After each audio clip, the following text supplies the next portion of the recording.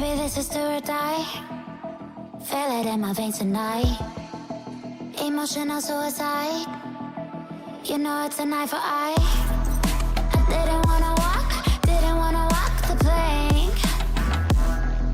But the Mariona, it came like the thunder.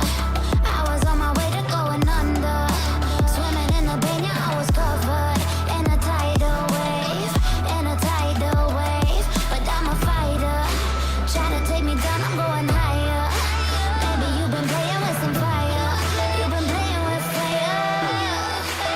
One day you will see what you made of me. Found my inner peace. You watch it release in the dead of night.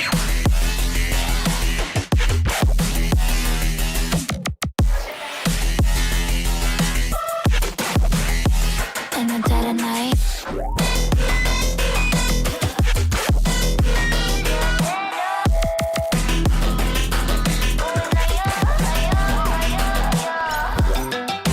Baby, when it's do or die, you know it's an eye for eye. Feel the energy align in the dead of night. In the dead of night. In the dead of night. In the dead of night.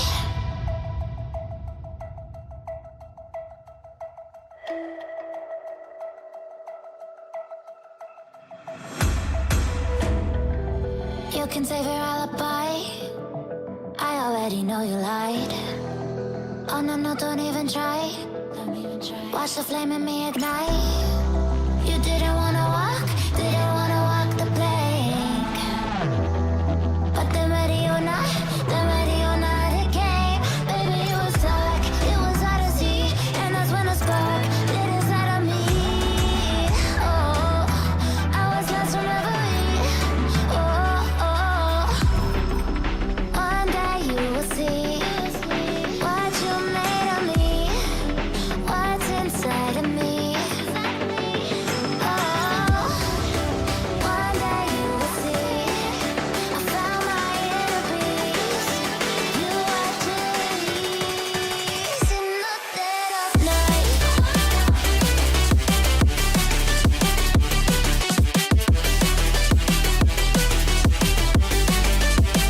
In the dead of night.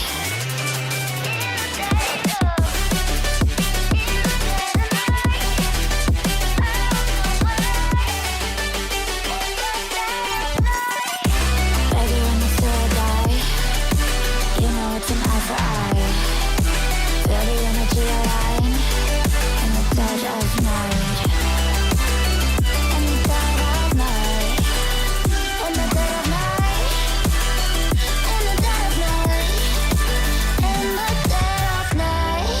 And one day you will see what you made of me, what's inside of me. Oh, and one day you will see I found my inner beast, and you watch it release.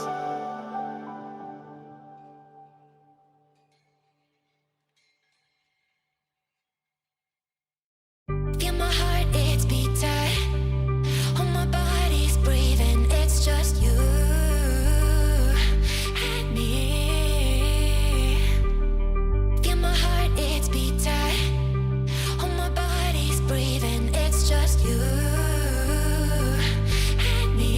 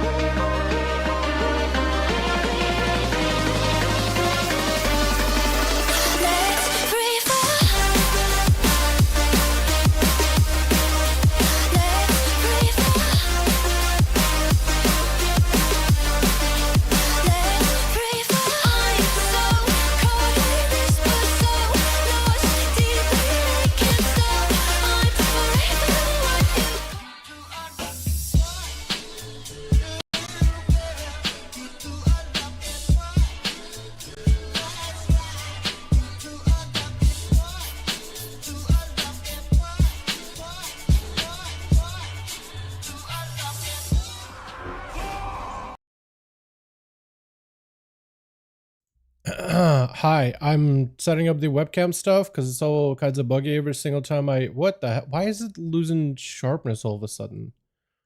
What the hell? Okay, hold on. Dude, this webcam stuff, I gotta figure it out. I cannot be doing this every single day. It is bad. It is. I gotta figure something out. It's gotta be some kind of like a basic feature or some basic setting that I need to set up in like the initial app maybe. It's got to be that, right? I'm also trying out a slightly different lighting to give myself a little more color through the actual light itself. I'll see if that works well or not.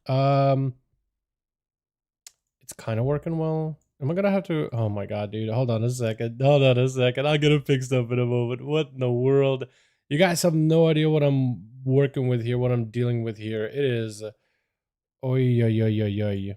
Also, why? What? Okay, dude, this thing does not want to cooperate. Yeah, no, it definitely does not want to cooperate. Fun. But I'm gonna look a little more orange. I'm wondering if I'm gonna look a little more orange than usual. We'll see. I'll adjust it as we need to. But I decided to go with like normally these. So I have these ring lights. One I have like on the back for the green screen. I really should get like a strip of them, like LEDs pointing up.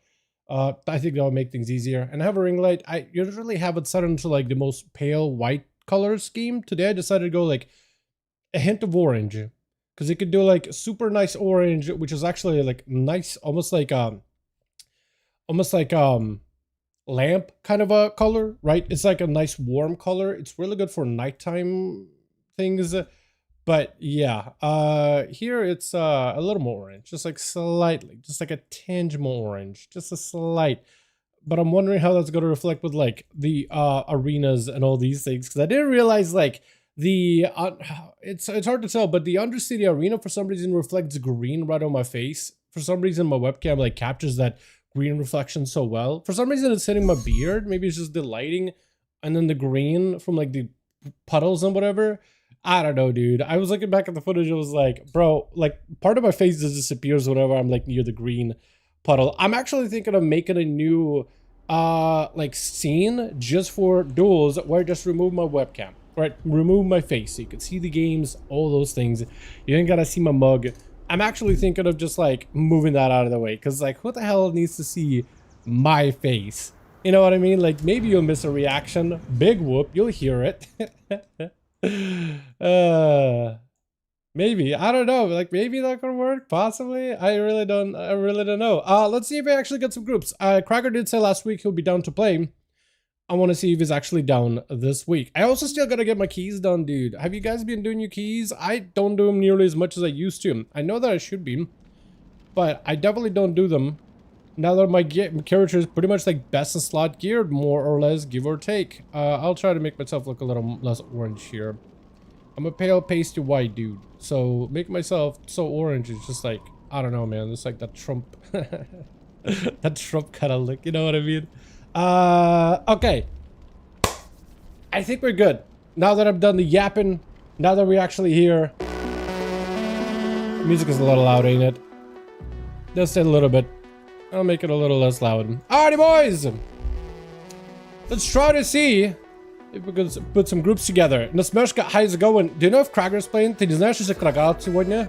Он сказал последний... Oh, there goes a message from Krager. I was about to ask Насмешка, like, yo, you wanna... Do you know if Krager's joining? Мы готовы. 1 sec. I need boys. Saya, get in here. All the regulars. Johnny, if you're around, get in here, my boy. I need everybody. Anybody and everybody. We need to get a group up. Stat. No, that's not what I mean to do. Raid. What do we got? Toxic, get in, you boy. Bro, rogues are so good this season. Well, yes and no. They're like really good, but like nobody plays them. It's like a class that's really good, just nobody, like literally nobody plays them. Kragar is here. I hate how this translates Kragar. Zero Smeshka. But yeah, if you guys do want to join us for duels, we got a group listed under Molten Core, under Legacy Raids. We need bodies. Pronto. Stat. Do I invite Bayek? That's a lot of paladins in one team. I feel like I shouldn't. I feel like I'm actually gonna avoid. Hey. Duels? Question mark? Ba-ba-da-ba-da-ba. Ba-ba-da-da-da-da. Frosty? Hello, Frosty. Do you wanna join 5v5 Duels? Ba-ba-da-ba-da-ba-ba. Hortslayer's usually doing his thing. Johnny? Hey, Duels? Question mark? Also, I don't know why, dude. I feel like I have a cold. So I'm gonna try making sure I don't get too much of that sniffly action. You know what I mean? Over in the, hey, Duels today? Getting groups up now. See if Cardinal wants to join some. Johnny said in a little bit, Rick, get in here, bud. All right, so I'm saving at least one spot. We got one spot that I can invite a person, and then it's Johnny. Does Shiny want to join? Hey, friend, wanna join Duels? So I'll ask Cardinal, I'll ask Shiny, and see if I can save a spot for Johnny too. Yeah, I haven't done a Nokudon Proving Ground done arena in a while. By the way, did you boys see they actually bumped up the MMR for arenas? Do you see that? Finally, right? Finally, right? God damn. Oh my god. I'm seeing Johnny in these in a sec. Actual RBGs or Blitz? Good luck, good luck. Maybe come cook for a bit. Yeah, man, whatever you want to do. Honestly, whatever you want to do. Busy at 30 minutes from now. Okay, perfect. And Carter said not an RBG, not Blitz. An old forgotten PvP mode. I see. Good luck, good luck. Good luck, Carter. Okay, so maybe I can get Kier on here. Kramer is a PvE guy. Saya's already in. Like, I just want to make sure I'm not inviting too many people. You know what I mean? Here's a Nokudon Proving Grounds too. What are the chances Wrestling Hell in the same lobby as Johnny? What are the chances? That'd be hilarious. Also, let me know if the audio needs to be adjusted. I don't have my boy Jake here, so normally he would help me out with that. But I don't know how they I don't know why. I don't know. Can I actually hold on? What if I did this? Hello? Wait. Okay. Can I hear? So I can hear my voice, but I can't hear. Only like 6.2 million. There. Yeah. Okay. So I can hear my voice, but I don't think I can hear the desktop audio. But I guess I already do. I just don't really know like what my voice is in terms of like levels compared to music. I don't know what the levels are. Like I can't tell off the top of my head. I might even mess with that. Yeah. Man, listen, having my voice heard in my own headset is weird. I mean, I normally never get to hear my voice that closely. Oh, wait. Oh, this would be bad for recording, wouldn't it? Yeah, because Shadowplay wouldn't know which audio cue I'm using. Yeah, that would not work at all. You know, Tiho's Vuk. Okay. Cracker said my sound is really quiet. Boys, can y'all hear me? Your audio is really low. Is it actually that low? Like my mic? I could turn it up like super loud. What about this? I just know it's gonna peak at some point. I know it's gonna be peaking. It's back now. Oh, was it because I was listening to myself? Okay, I'll lower it down a little. Okay, I think I'll be fine. I think it's because I was having it go back into my headset and I was using that for voice. Okay. I think I figured it out. Hopefully.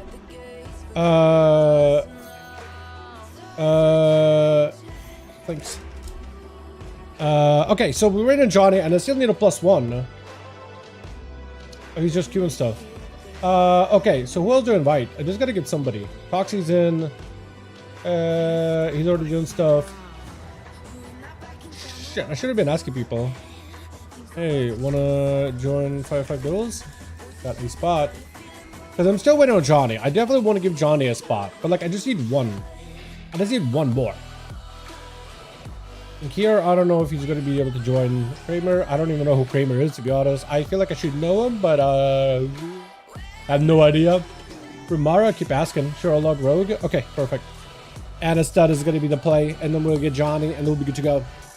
Beautiful. Yeah, I appreciate you guys like letting me know the audio stuff. Like, if you hear something, let me know, because I can't hear myself. I can't hear what it sounds like to you. I just adjusted on OBS to the bars as I normally have them, and then I just kind of like leave them there. You know what I mean? I don't touch them a lot of the times, so I don't really know. I'm assuming it sounds mostly fine. I don't really listen to the recordings that often. I try not to mess with stuff too hard. Look at this Lishrath arena. Oh yeah, Blizzard apparently suspended somebody because they were swearing in the chat, I think. Or something rather. Yo, dude, apparently Blizzard confirms that swearing one time can get you suspended. Souped out. What's up, Jake? Bro, I played a little bit of Diablo. I was messing around with a Barbarian. I think I might mess around with it just a little. I know that I can't unlock like all the builds, all the Night Cities without the expansion. There's like there's a Whirlwind build, the Spin to Win build, that needs you to have like a constant Guardian with you at all times. But I can't pick that talent because I don't have the new expansion, bro. It is so lame. I can get you in. We need one in Kragar. Got a group. Yeah, don't you worry, man. We got it. We got it. As soon as you're good, we'll just get you in. I'll make a lead and we'll roll from there. And we can rotate people if we need it. Evan Rage, I want to get you in. I want to get you Evan Rage, but I have to get Leo. I'm so sorry I've been waiting for Leo, but I want to get you in. I want to get you games. I promise you we'll get your games going. Promise ya. Leo Cake, what the hell is that? Orc? Shaman? I forgot about you having a shaman. Okay. Alrighty. Invite spectator match. Kragar, Johnny Boy, 5, the Grand 1. The Grand, boys! Oh my god! I dropped 28 Mythic Uniques last night. Bro, I can't... You're telling me... Dude, Okay, I'm gonna do this. I might mess around with Diablo in my free time if I feel like it, but I'm not gonna commit to this season. But I feel the itch already, Jake. I feel the itch, bro. I might just end up spending the money just buying the expansion just so I can enjoy it properly. I'll try to see what I can do without it, but I've been having fun. It's been casual fun so far. We're dueling. Yes, we are, boys. No Twitch streaming. No, Twitch streaming. I used to double stream on both Twitch and YouTube. I don't do that. Yeah, I haven't used my Twitch account in so long, man. I just have it. But no, I don't really use Twitch as a platform. It's also kind of a dumpster fire platform, too. Like, they've been going through so many issues on their end. Like, I feel like at this point, like, the people who watch Twitch, the people who watch Kick, it's like the only platform, but it's not necessarily growing. It's not getting better. Kind of depressing, honestly. Twitch. Got ourselves Kragar over for the team 1. Man is ready to go. What? I thought he was looking the wrong direction. Are you going to be first up? Mounting up like it might be. Or maybe they are going to be going up against Rick first off the bat. And Rick playing with adaptation trinket? What in the world is that?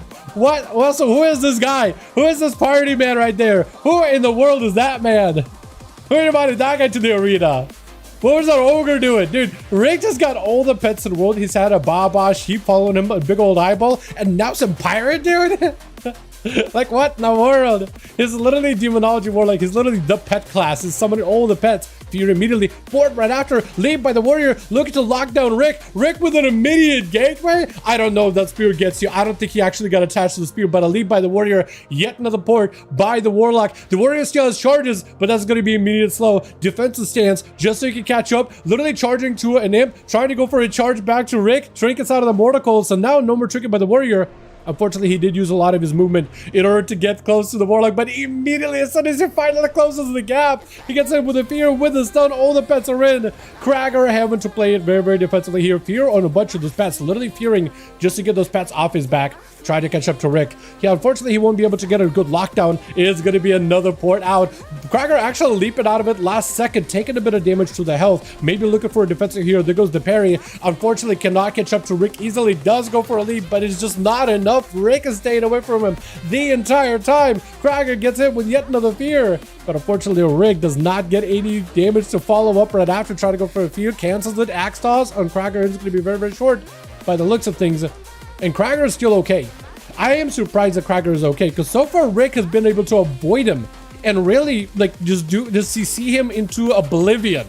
This man is literally right now walking through one of the layers of hell. Which one is it? I don't know, but I imagine it's going to be whichever one is filled with demons just constantly scaring you from around the corner. It feels like this man is sitting in fear majority of this match. Try to see if you can get some damage onto Rick. Axe toss to stop him. Tyrant is in play. For Cracker, it's going to be a lot of damage done and also a lot of damage taken. Big demolish with Avatar. Is he going to be able to do much? He knows there's going to be another gateway out of Rick. If he can now land a spear on him, using the spear just to land a leap, blaze him to keep himself moving. Rick took a decent bit of damage, but he's going to go for a bit of a catch-up. I think it's a Warlock Hellstone, right? I don't know if the game tracks it anymore. For Cracker, I just don't really know what this man could do in this situation. Immediate fear, no Zerker Rage to break him out, unfortunately. And that's going to be even more pets. Mortal Coil midair. Cracker is just unable, not given any opportunity to catch up to Rick at all. I am wondering if Cracker should maybe start just slapping that Felguard the entire time, right? Whenever he can hit Rick, just start slapping. I think he's maybe just trying to see if he can save all that rage so he can dump all of it. Big damage into Rick. Gonna be a port. Cracker cannot walk out of it. Literally, anytime this man connects with Rick, it's either fear or an axe toss or mortal coil or Rick ports or gateways, or he just sends Cracker to the portal. Like, there's just nothing the warrior can do. Fear, as soon as the stun connects, does go for the trinket for the both of them, or rather for Rick, I think it's just very, very the art stun. I'm not 100%. Cracker is still alive, though not doing amazing. Does pick up a bit of heal. Going to be handle down with the axe toss. Pit Lord waiting around the corner is going to give him some freebie damage into him. Fear on all those pets, but a Mortal Coil is going to run Cracker back out there yet again. Charging. Got him some battle sands. Try to see if he can get some kind of a go. And as soon as he gets to connect, Rick is just far away. Literally the entire time, Rick has been able to stay away from Cracker, using max movement that a Warlock can get. Any kind of CC for Cracker, he's just not in an amazing spot. Pick it up on whatever health he can. He is surviving, struggling, but surviving, landing and demolish. I think it's going to be another gateway for Rick, right? The double gateway. Warrior with another leap. He's just running out of options on what he can do to catch up with Rick. And Rick being a Drakthir, look at that glide. He just gives him just a little bit of movement speed in order to stay away. Spear actually catches Rick. He can't go anywhere. Battle stance out for Cracker for a second, but Rick with an immediate slow, still using glide. Every global he can, just to give himself a little bit more movement speed. Just let that air glide propel him forward just a little bit further, just to keep himself just a slightly bit ahead away from Cracker. Blaze him for the warrior. Try to see if he can break out his lows. But man, Tempest here, yo, let's get the Tempest, boys. I do want to see more summon with Tempest, by the way. Wait, I just saw the shaman. Wait, Mamishka, your mom? Is that what that's supposed to be? Is that the name? Mother? He said Tempest, so it made me look at Shaman, and I just realized his name. I like it, dude. I like it. Knockback out of Rick did not connect. Hold on a second. Wait, does Cracker actually give himself an opportunity to get some damage? He's starting to do something. Stormbolt. It's going to be a big demolish to follow up. Port out for Rick. Did he trinket port? No. I guess he just ported as soon as the Stormbolt came off. Cooldown. Mortal Coil immediately connects. Does Cracker have anything to follow up? Axe toss is going to be pretty rough. It's going to be a port out. He knows he's going to get sent out. Does have a charge to reconnect yet again. Does Rick have another gateway? He does have a gateway. Does Cracker have a way to come back? Because Rick is going to get another charge at gateway. So even if Cracker like backs away or stays on him, he's just going to get another charge. When he uses it, he can just use it again before the debuff is up. Cracker gets just forced behind the pillar just to keep slapping away that Felguard. For Rick, it is eventually going to be a situation where you just have to summon a fresh new one. If Cracker can get the Felguard low enough, maybe he can slay it and make it harder for Rick to really summon a fresh new one, right? Keep that thing low so you can always take it out. Spear in the middle of the arena just to give himself a little bit more of a closer of a gap. That is going to be a tyrant to follow. Cracker, however, was able to catch up a lot of health. Still got shields, so he's at least able to stabilize a little bit. This warrior so far is still surviving through this guy's name is Dante. He's Dante. Walking into the Inferno, going through the layers of hell, and he's still surviving through it all. How many layers of hell do you think this man has gone through? I feel like for every gateway, that's at least a new level, right? Every single user gateway is at least a new level that he gets to jump through. My God, you gotta respect the perseverance in this warrior. I don't know if he really has. I really want to believe he has a chance here, but it's just like every time he closes the gap with the Warlock, he just gets sent out. As soon as he gets some damage, ported out, you have another mobility. Does not have a charge. You have any way to lock him down. Chaos Mother is going to do a ton of damage. Stun, demolish, does allow Krager to pick up a bit of damage, but also reduce damage that Rick does to him just for a short bit. And Rick is just going to back up out of that. Look at that movement skill, man. He got that glide ability on cooldown, reset it up a new gateway, so he has himself an escape plan. Krager does get himself a pretty massive shield, so as long as that thing holds, a second one will kick in, so he's going to be able to get some healing. Zerker Rage to break out of that field really quickly. Rick going for a really early port, so maybe if Krager can reconnect here with a charge, maybe Rick is going to go for a port again, is going to go for the gateway. Krager does have a trinket back up, is going to charge for one of the imps. Now if he has a spear and some other cooldowns, he might be able to make some work. Spear, Bladestone could be a real good combo here. Because you'll spear, so Rick can't go anywhere. Stormbolt, that's huge. Try to go for something, but an Axel stops him. Warbreaker into a fear. There's not a way to break out of it, but Rick is in a line of sight for the spear if you have it. Charge, spear, Rick can't go anywhere. That's the opportunity to make some damage happen. He's going to try to see if he can port you out. I don't know, Bladestone would help, but he's trying to see if he can move, but that spear actually kept him close enough. Maybe this would be it. Leave, immediate port out for Rick. Do you have another charge? If Rick ever poked from behind the pillar, a charge to reconnect will be huge. Does have a Bladestone, so you might be able to make that Bladestone do something here. Big demolish. Unfortunately, Fear connects and those Zerkers rage for this one. I almost think that you have to literally use Bladestone just for like CC immunity at this point with this Warlock, because anytime he gets to play, you know he's going to hit you with a Fear or a Mortar Coil or an Axe or something. I feel like while you have him stunned, demolish and then immediately Bladestone. I think that's all you can do in that situation. But Warlock's mobility is actually just massive. Big Warbreaker, but the Warlock goes in for a port. Do you have yet another port? How many gateways does this man have? We're 8 minutes into the match. Krager is still alive. Rick has gotten him so low, but it looks like Rick's actually starting to take a little bit of health and damage. Just a little bit. You're at least able to chip away at that health, because Rick, the only time he's getting fought is whenever he has Dark Pact and whenever he has other cooldowns to work with. Krager just does not have the same longevity. He does have healing, but only whenever he's not taking damage, which is pretty much impossible. Those pets constantly attacking him, but also these random floating eyeballs shooting fell bolts at him the entire time. So Krager's opportunity for self heals is very, very low. Fear right after, no Zerkers to break him out of it. For Warriors, what's rough too is Zerkers used to be only for Fear, but now it can actually be used to reduce CC. So now you'll use it like pre-stun, pre-other crowd controls, pre-mortar coil just to get yourself out of the CC. But now it's like, now Fears actually can't stop him. Unfortunately, Shockwave falls just a little short. The pets do get stunned up, but for Krager, he's just in a bit of a tough spot. Defensive stance is available, but trying to see if he can get some kind of a go. There goes the Zerkers, able to finally get something going versus Rick. Does go for the Warbreaker. That is able to connect. I wonder if Rick does have a gateway. He does have a gateway as Krager tried to make some kind of damage happen. Rick again out of there all the way with Krager back behind the pillar. For 50% dampening, this man is going to take very little healing. Try to see if he can chop down some of those demons. He's actually not taking too much damage, even passively. And Rick got himself a whole new fresh health stone for this. This is rough, man. This is crazy tough to watch. As we work on 100 Tempest for the Tempest Reach. Survival Hunter, is there working here? I don't think we have a hunter in this map, but if we do have Tempest to work, and I'd like to invite him here as well. Oh, you mean that's your character? If that's what you mean, then now I get it. I think Rick still probably has another gateway, doesn't he? That's a full-on tyrant. For Krager, this is going to be a tough one. Can you lock down Rick? Mortar Coil immediately connects. Krager does have Avatar rolling, but an Axe Toss is going to lock him down. So many pets surrounding him. All these demons summoned up from the nether. And even more demons with the big pit lord waiting around the corner. Krager having to wait him out just a little longer. Try to see if he can avoid some of those Argus demons as well. Does get himself a pretty meaty shield, so maybe this will give him second wind healing. As you can see, his health is actually coming back little by little. He has a shield that protects his health, so as long as he hasn't taken health damage, he can start recovering even a little bit. Stonebolt, does he have a spear? No, unfortunately not. I think it is going to be a gateway. No, maybe not. Maybe Rick is out of options here. Dude, look at that mobility. I feel like all Warlocks need to go Drax here. Look at that glide.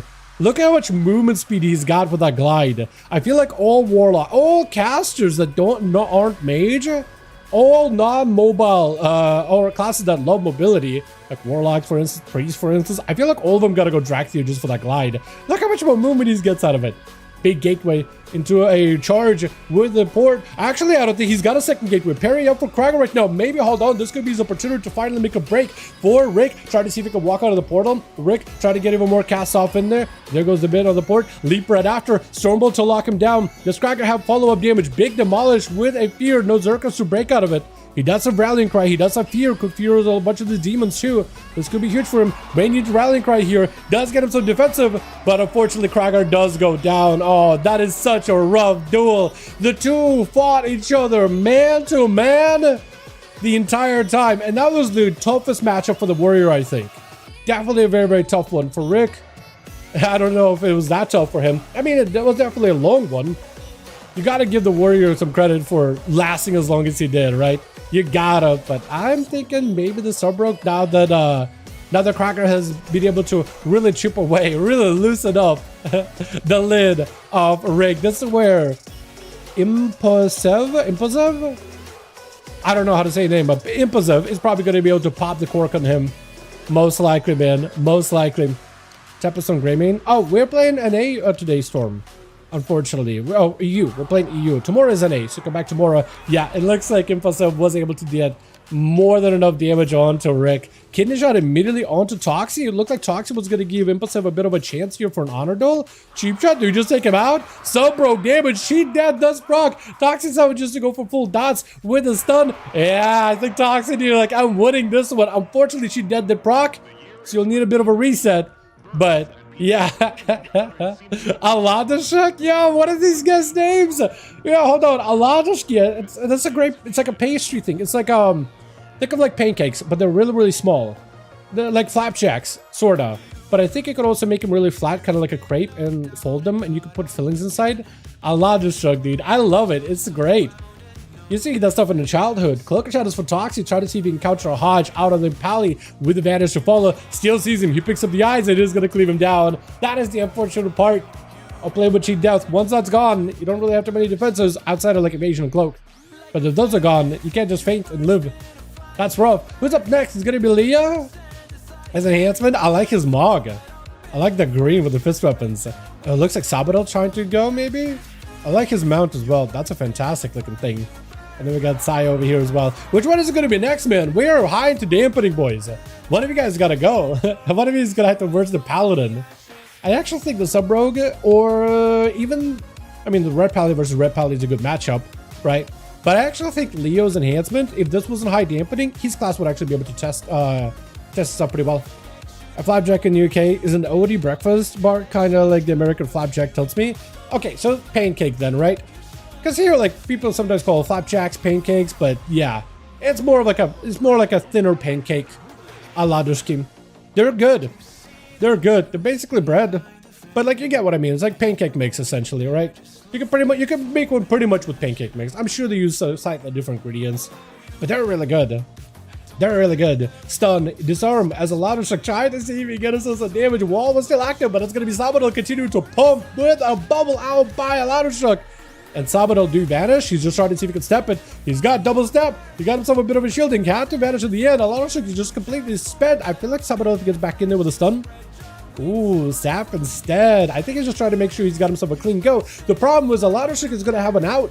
He does have a human trinket, a human racial, but also a trinket coming up very soon. So that stun is going to break out of it. No, doesn't even need it. Stun instead onto Sabadell with a full burst wake of ashes. Oh my god. You gotta love it. Paladinos, Wake of Ashes, full wings, a big hammer toll, and the guy is done. Who's up next? Is it going to be Leo? One of you guys got to go. Or is it going to be Saya? We are playing extra high dampening, so you better go before the dampening gets to 100%. And it looks like descending Saya. At this high dampening, Saya is going to have to really measure himself. He's got a Warlock to go up against, Elias Shaman, another Paladino. At least he doesn't have to worry about wings, but a lot of shit, he can still make a play. He can still force cooldowns out of Saya. Trinket for Trinket, gets out of the CC very, very quickly. If he can get any kind of pressure onto Saya, even lay on hands. Got a lay on hands of his own. Saya also burned a lay on hands. A lot of shit. Maybe. If you can just live, next stun could be huge. I don't know if you just go for self-healing.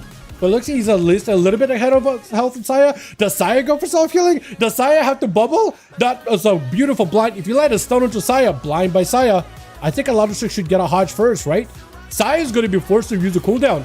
Saya might be in a rough spot, actually. No, it does cleave him down. He doesn't have a way to recover, so he's gonna have to use immunities immediately. Cherno Kai, the Affliction or Destruction Warlock, is gonna be up next. Immediate stun. You have a second CC, immunes it to try to see if he can live it. He knows he's not gonna be in a great set.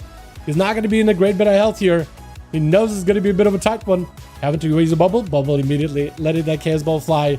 Cherno Kai just needs to live long enough, and I think for Saya it is light. Just did a couple of shadow burns and he's done. Unless Saya got any more CC, he's got a Hodge and 10. But I feel like for Kai, if he gets an angle, now would be the best time to do it. I think if important around the pillar, just get those shadow burns, cast it onto Saya on cooldown, might be the play. Trinket may need to come out immediately. This man is playing with fire wall, but he's just letting that wall keep him alive. Gateway, he got burns. He's better spend them. Better send them. Big Infernal. Do you have the damage? Mortical also needs to come out unless Saya takes it. It looks like Saya does take him out with Tvoya Mamichka, your mother. Doesn't have taken him out. Unfortunately, the Saya's racial was not going to be good enough, man. Maul mount, that thing is beautiful. It's so hard to get, bro. That Shadowlands mount is so hard to get. Big ascent for another ascend. Diving down on the ground. Leo Cake try to see if he can stay on him the entire time. Bloodlust, all bursts available. Try to see if he can end this duel really quickly. Mamichka tried to see if he can go for a bit of a reset behind the pillar. Try to go for a bit of a heal. Maybe high mountain racial to leap away or run away from Leo. Maybe lasso. Try to see if he can taser him down. Does go for a root and actually gets to disconnect from Leo for a second. Mamichka cannot heal. At 98% dampening, all those heals do nothing. All you can do is stun and do whatever damage you can. Shrink it out for Leo. Knocking it back. He burns on the ground. Mamichka, do you have 80 bursts whatsoever? Oh my goodness. He's going to have to use the high mountain racial to get out. No, unfortunately, no health at all. Damn, Saya picking up 2. A Logitech picking up 2. The Paladin's doing a lot of the heavy lifting as we get into higher dampening, but Krager and Rick were not gonna budge no matter the situation. They were just gonna keep at it and show the throws the entire time. And you gotta love to see it, man. You gotta love to see the commitment to fight each other 1v1. Krager and Johnny, let me know when you guys are good and we'll send it. While I figure out what my duels are. What are we? 335? No. 337 maybe? Oh. Oh. 38. Okay, 38. Ready? Beautiful. As soon as Krager gives me the go ahead, we'll send it. That's a long one to start the day off, man. It's crazy. Not even the Paladins that did it. It's just the Warlock versus Warrior. You gotta give Krager the credit though, right? Yeah, let me see if I can show you guys what a lot of trick looks like. Russian Dushki. Is it O? I was spelled it with A. Small, thick, fluffy Russian kefir pancake. Oh, it's made with a kefir. Oh, yeah, this is a pretty good picture actually. Yeah. Yeah, it looks can I get a bigger picture than that? What in the world?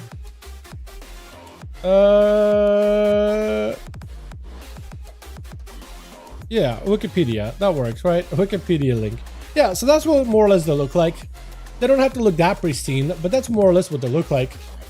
They're just like pancake, but like kind of thick and not really wide. Although you can make them wider if you wanted. Yeah, pretty nice. They're pretty good. Sometimes you can have them with fillings. Or you can put whipped cream on it, or like jam, or whatever, right? Looks like a Scotch pancake. Pretty much, yeah. Pretty much, yeah. Asking Krager if his team is ready real quick. See if he'll be down for more. Yes, okay. Send it to... Do I really want to do Tolveron? I wanted to Lordaeron. We gotta go a smaller arena. These casters are going to be wild, so we're going to go for a little bit of close quarter action for a bit. I think that'll be good. If we got Rick in here, I feel like giving him a Tolveron, he's just going to run miles and miles and miles. Even the Grand, he was able to keep such a distance from Krager. Although you really got to give... I don't know if it is a Warrior thing or it's just a Krager thing, but Krager lived that wild. Like a Romanian pancake, Klatita. Yeah, you know, so a lot of the foods I noticed, especially in like the whole region, like Russians would have, because it's not even Russian. Like a lot of the foods that Russians have is like some food that was like from back in the USSR days, a lot of the cases, right? It was a bunch of countries part of the USSR and they broke apart, but a lot of like the foods that Russians recognize as like, oh, we eat this home all the time, it came from a part of USSR. But there's a good chance, like, since it came from part of USSR, it also got to other regions too, and it's all very, very similar. All very, very similar. Graveyard? I like the graveyard. Spooky vibes, man, especially in Halloween. I like it. Switch. It's not a bad for solo, blitz 2 or shuffle. I don't hate it. Cracker first up. Hold on a second. Who's going to be first up for his hip? It is going to be... Oh, looks like Rick is gone. Hold on a second. Hopefully Rick will come back. Hopefully Rick will be good to go. I didn't realize we were missing Rick, but maybe he'll reconnect in a second. But for Krager, I mean, he must be ecstatic that he's not worse than a Warlock. Try to go for Zerkers. Actually, the Zerker stops the kidney shot from being long, and Sabata was not able to get the full duration. Maybe this could be the opener that Krager really needed, because he knows the Rogue is going to go hard from the get-go. Fear right after. No more Trinket. Krager may need something in order to help himself stabilize. Do you have a stun? He may need to go for a stun. Blind for Krager, this is fine. He's not taking damage to his health bar, which means he can actually get some second wind healing. Stunner to Sabaral. I don't know if you go for a Fear. Spear. Try to see if we can stay on him. Barely can reach him. Spear yoinking him back in. For Kraken, that leads to the opportunity to make some damage happen. Does pick up a small heal. Shortest stun in the world out for Sabaral, but he's not got no way to really stop Kraken's damage. Gouge for a second just to give him a breather. For Krager, he might be able to make some work here. Might just have to go for like a full-on defensive shielding. Actually, it looks like he's trying to chop up Sabado with a parry available. Next stun could be very, very deadly. Krager does have a trick for it. Charges to Sabo to catch up to him really quickly. Stormbolt right after. Do you have any damage to follow up? Maybe Demolish? Demolish does connect here from a distance. Yet another charge. Cheap shot. Do you Trinket? Chooses not to. Disarm immediately. Sabado does not have much health to work with. I think it's an execute range. Or even a throw weapon range. Try to go for a Civic up, evading those bleeds last second. Lead by the warrior. Does get him back into combat. Gouge for a second. Does not have a Zerkus for this one. Sabado needs someone to escape here, but unless he's got... Yeah, Bladestorm. That ain't happening. That ain't happening. Charge into a quick knockdown. Well done. And Rick is back. Love the shoulder shuffle here. I don't hate it either. It's not a bad map. It's pretty easy to play around with the middle.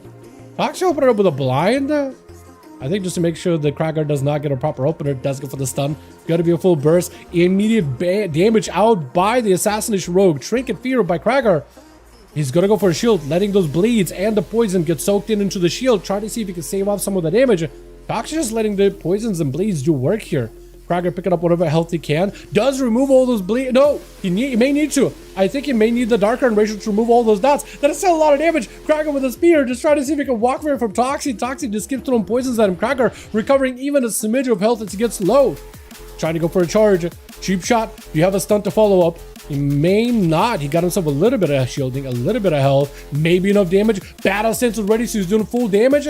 Toxic with advantage, still got bleeds on him. Does Krager have a way to reconnect? Try to see if he can get himself an angle. Leap. Does get himself one hit. Gouge. Does Toxic have a stunt to follow up? Toxic with another advantage? Okay, Krager is just going to have to figure something out. Yeah, Toxie's catching up whatever health he can. Next go by Toxie, and Krager will not really have an answer. May need to pre-parry. This does go for the pre-parry. Cheap shot by Toxie. Still trying to make damage happen. Kingsbane right in the back with a disarm for disarm. Krager just needs a little bit more damage here. But steps by the Rogue, avoiding the shockwave. This Rogue is so slippery. Gouge for a second. Stormbolt with the Demolish. It does take it. No, cheat death last second, but does still pick up damage. And Rick does not want to give Krager even a chance here. Does not want to give him any opportunity. The warrior chopping up all these rogues. Try to go for a kick, but it's going to be a juke out by Rick. Is able to get himself full Tyrant. Fear by Krager. At least running those pets in every direction possible. Try to see if he can catch up and recover here. He doesn't really have much to work with after both of those rogues.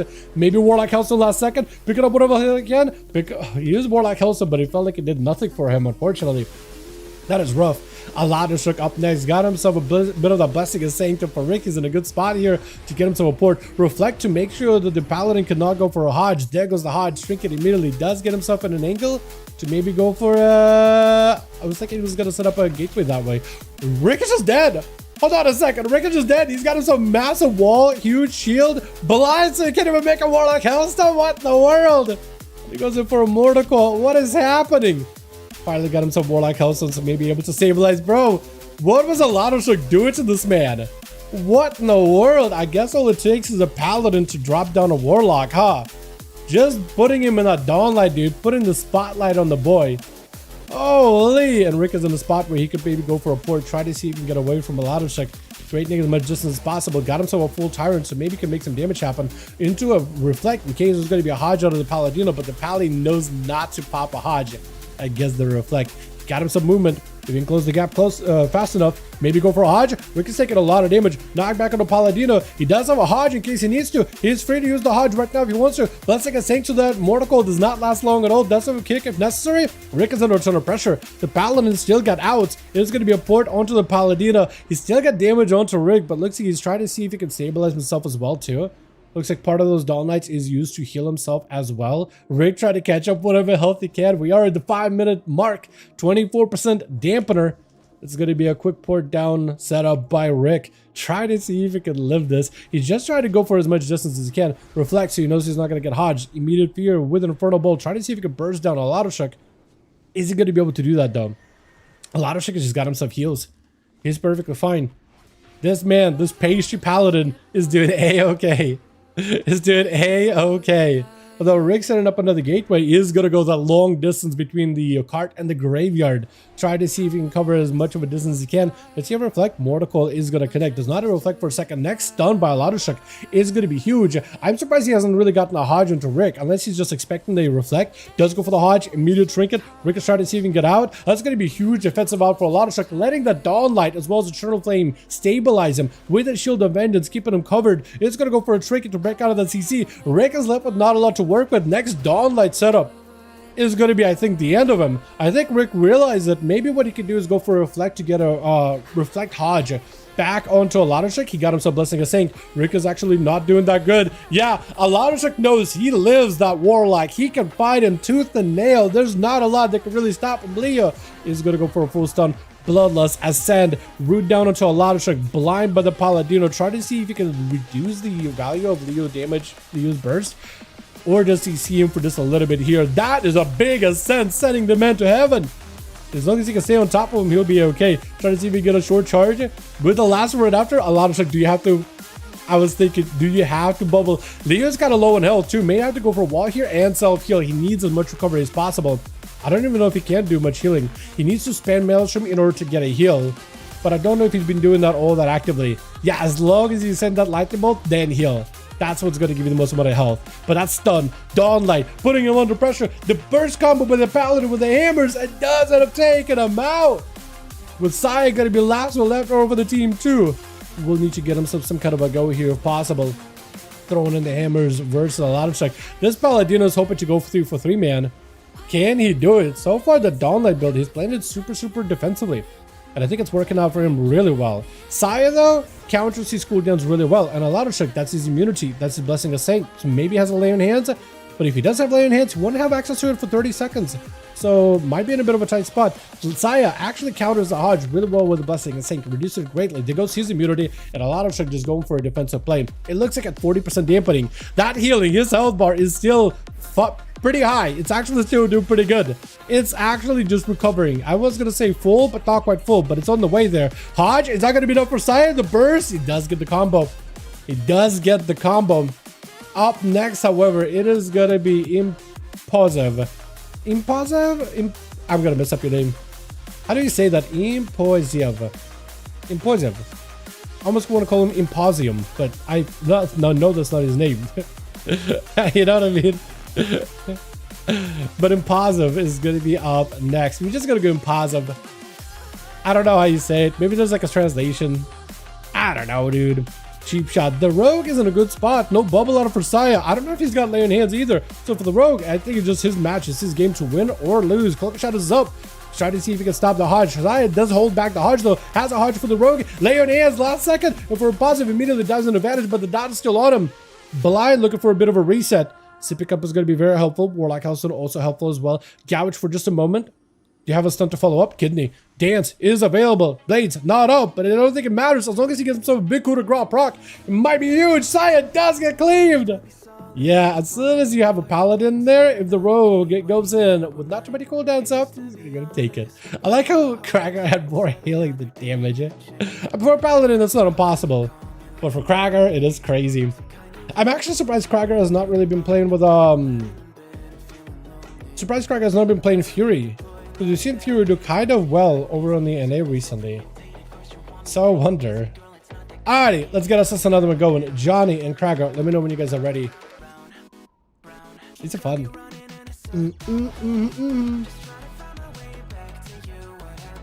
Duels, here we go.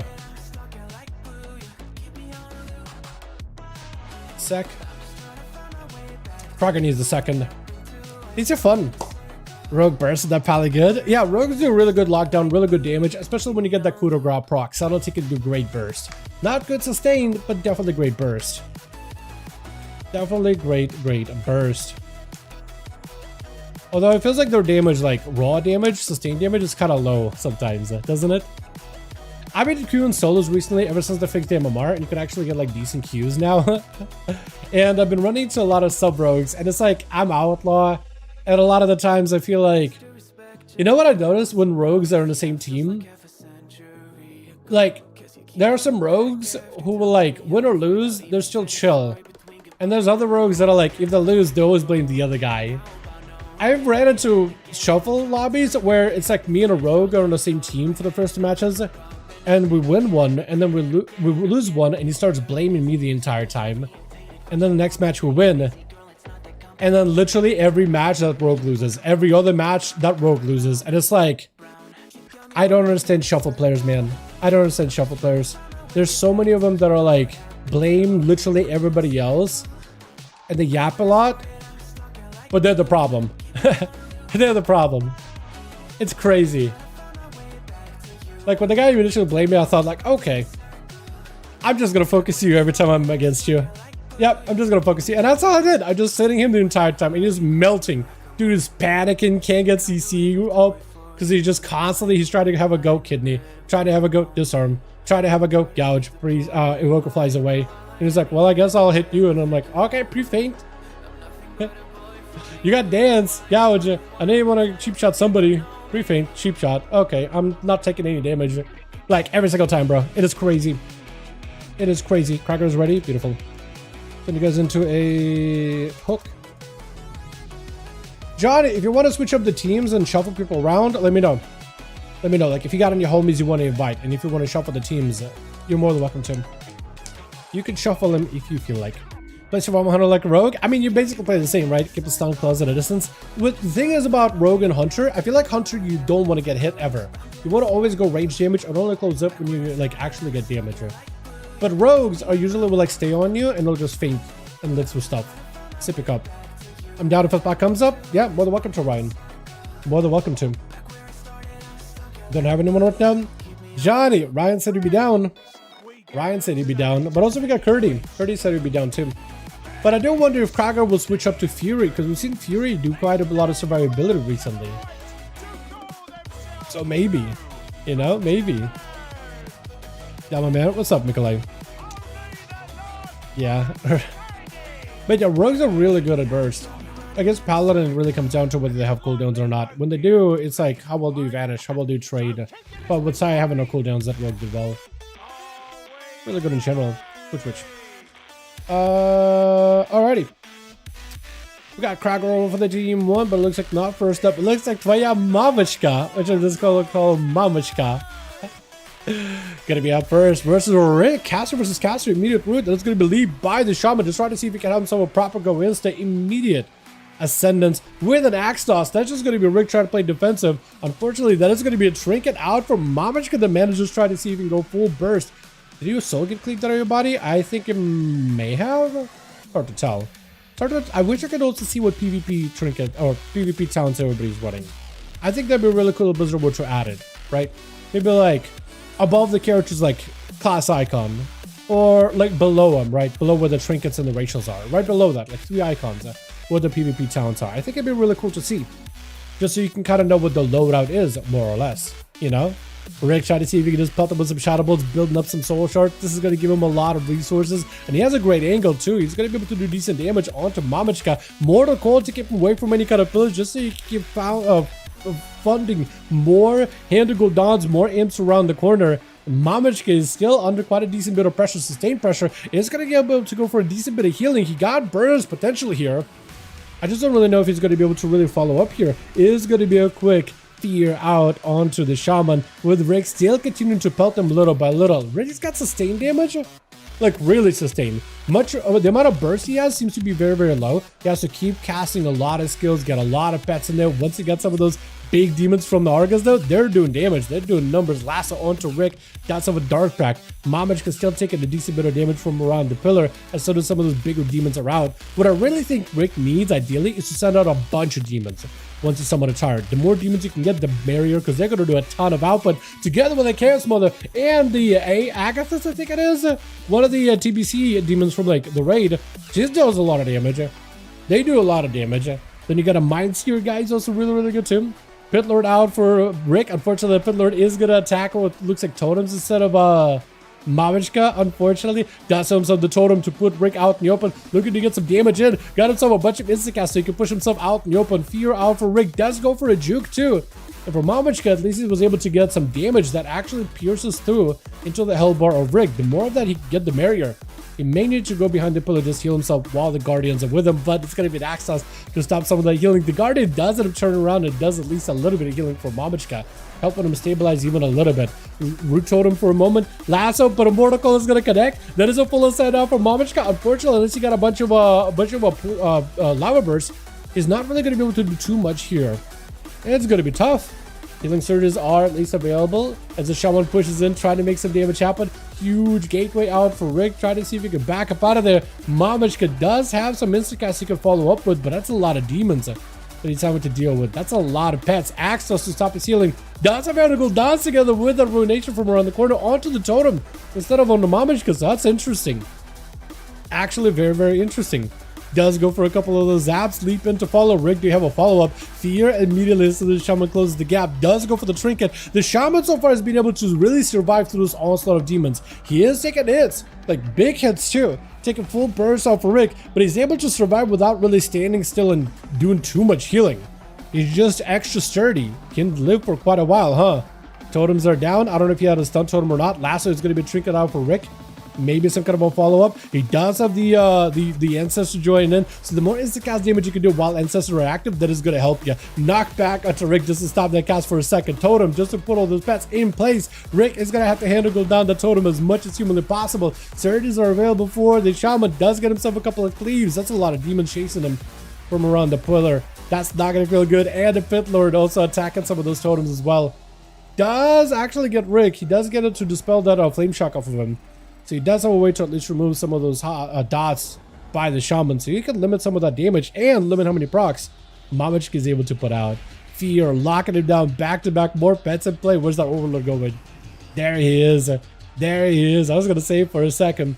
The Shaman still not dissuaded here. He's still continuing to truck on as best as possible. Still trying to chase after Rick, who's got so much mobility. With the Shaman, he does have Stun Totem. He does have the Spirit Link, not Spirit Link, the Static Link, I think. The Static Totem, the Chain Link Fence one. And then also you got, what, Root, Stun. So at least he's got stuff he could work with. It's just catching up to Rick is a little bit tough. Definitely a little bit tough. Ascendance, unfortunately, does not get the value he was hoping for. He does have the Guardian at least able to help him stabilize, and that Guardian healing is actually pretty good. It's actually pretty good. Rick chomping down on the Warlock, house them behind the pillar, does get himself a proper Tyrant. If Rick really wants to get some big damage here, he really needs to get more hand on the Goldans while the Tyrant is in play. This way he's going to be able to get a ton of output with all the demons. He does have at least the totems that he could like Shadow Bolt plink off of a little bit here and there. But as long as Rick doesn't go for a bunch of hand on Goldans during this burst window, he actually limits how many demons he can summon and limits the amount of max burst he can have. But it's really just focusing on CC.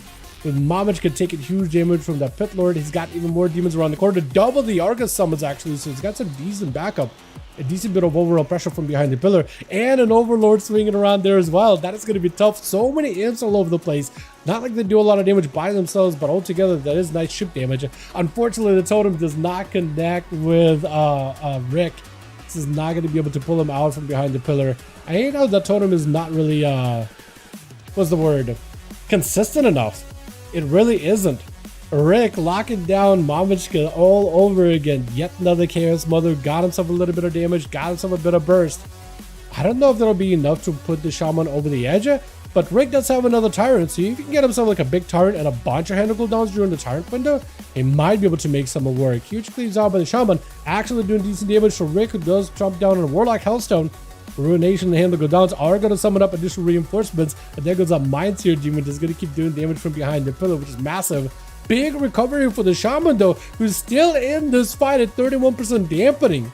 So as long as it's a 1v1, as long as not too many demons overwhelming him, the Shaman can somehow survive. Unfortunately though, as he's dropping down totems, this does give Rick an opportunity to shadow ball those totems, handle the Gul'dan, cycle in even more demons, so you can still keep calling like endless amount of reinforcements.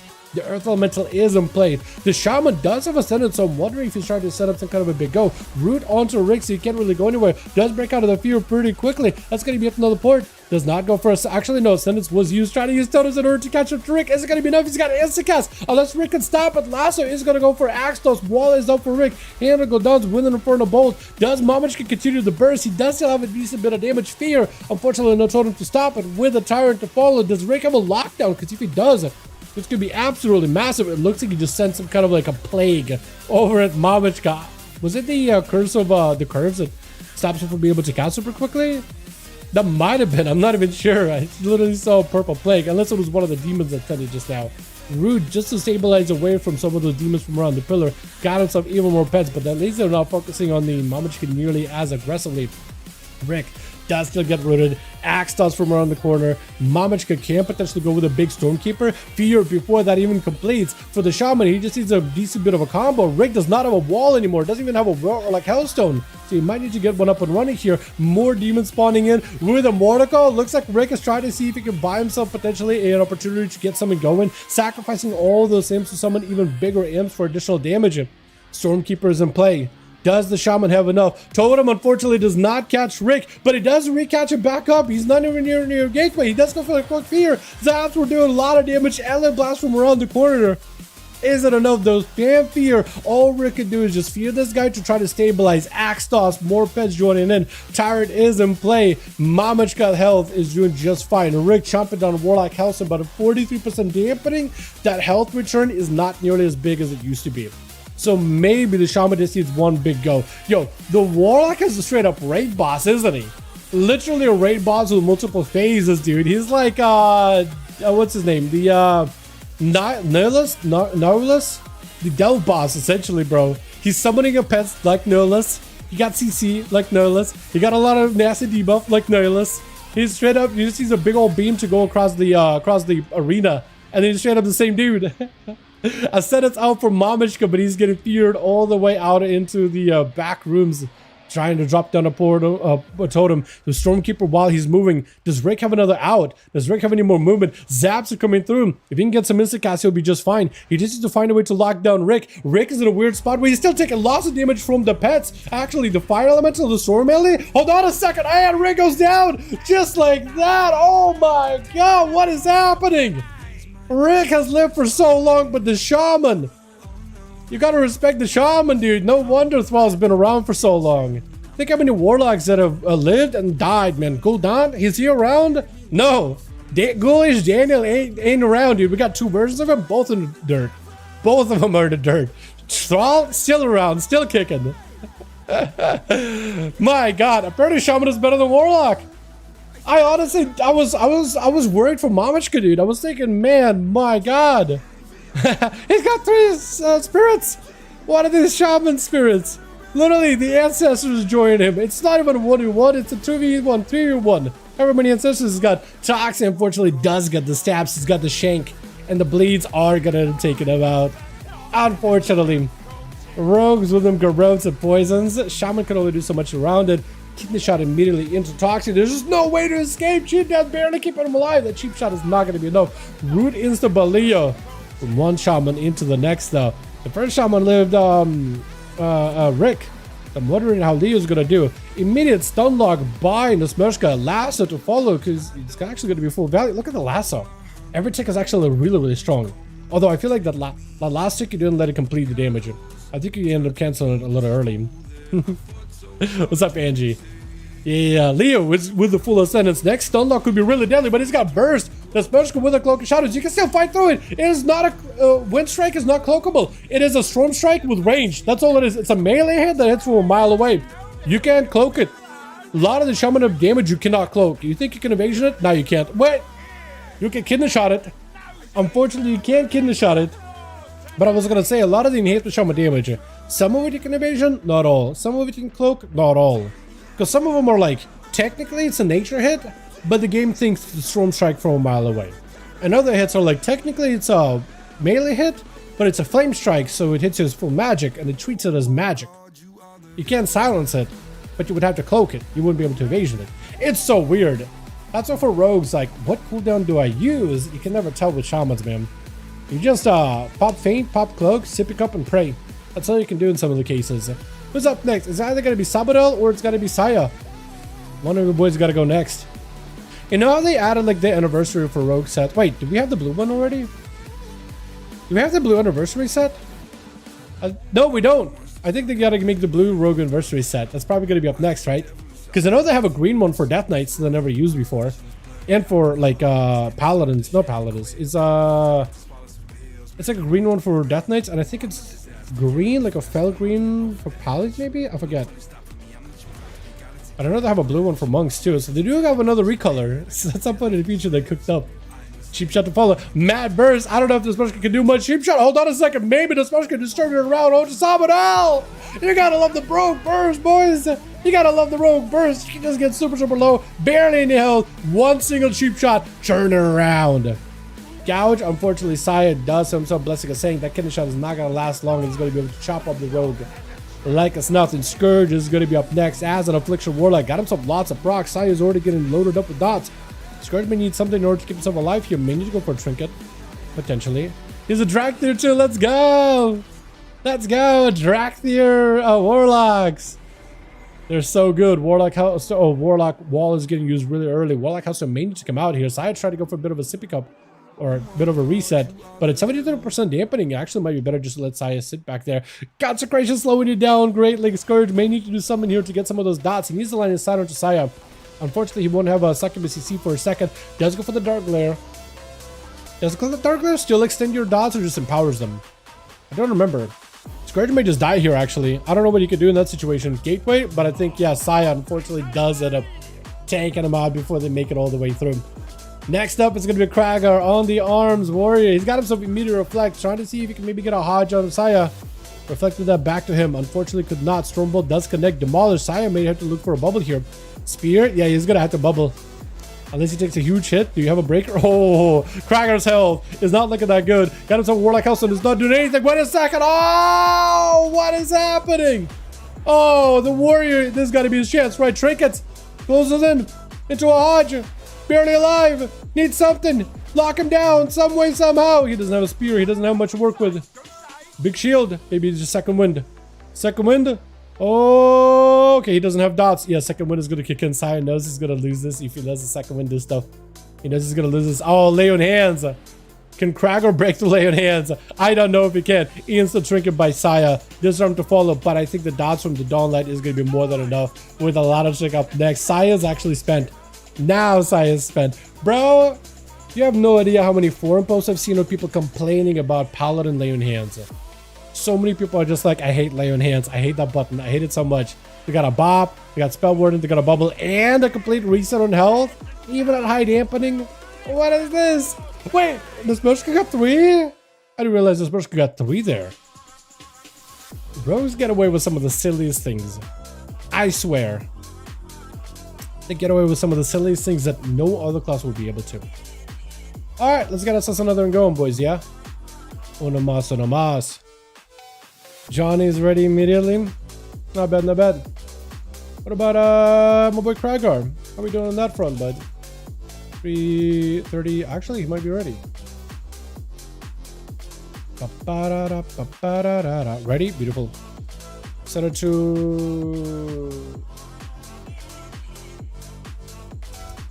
this one. I spend talent dump, ignore dampening. Yeah, but like, what other talents would you pick that would be like a huge, like, you don't sacrifice anything for it, right? Because like the first row of talents for classes and specs, you have to spend a set amount of points before you can move further down. So I'm assuming you pick up all the core abilities and you have some left over. You just pick up that one, right? Is there really anything that you're sacrificing that's like massive, right? Because look, with rogues, we have also a lot of good class talents that give us a lot of like, you know, utility. But like we have talent points to like, if you actually are trying to like only pick up like damage amplifying talents, you still have so many talents left over. So you're like, well, I guess I'll buff up my wound poison. I guess I'll just take 20% less damage sometimes. I guess I'll just sit and slows less. I guess I'll have 100% sprint. You know what I mean? Like the game is too generous in that front. Rogues in particular, they give us more points to spend in the middle tree too. It's kind of wild. Then again, if they didn't let us do that, we'd be picking up more capstones. Nope, only chill stuff. Exactly, like it's not like a choice. It's an obvious one. Which. So the whole idea of like, well, I spent a talent point. I don't think it works. Hold on a second. One of you guys is gonna go first or last. It is gonna be Leo kick first up versus Scourge. Immediately trying to go for a defensive. It's gonna be a middle of a port. Leo with an ascendance. I think this is where the Warlock just to run. Gateway might have to be the play. Fear. It's going to be Leo actually breaking out of it with, I think, a trinket. Scourge with a wall, taking a lot of damage. Does go for the hump, but realizes their health is way too low. Warlock helps him to reconnect a lot of the health. Leo leaping in. He's still got massive Tempest flying in, so he's able to recover and get himself a lot of health.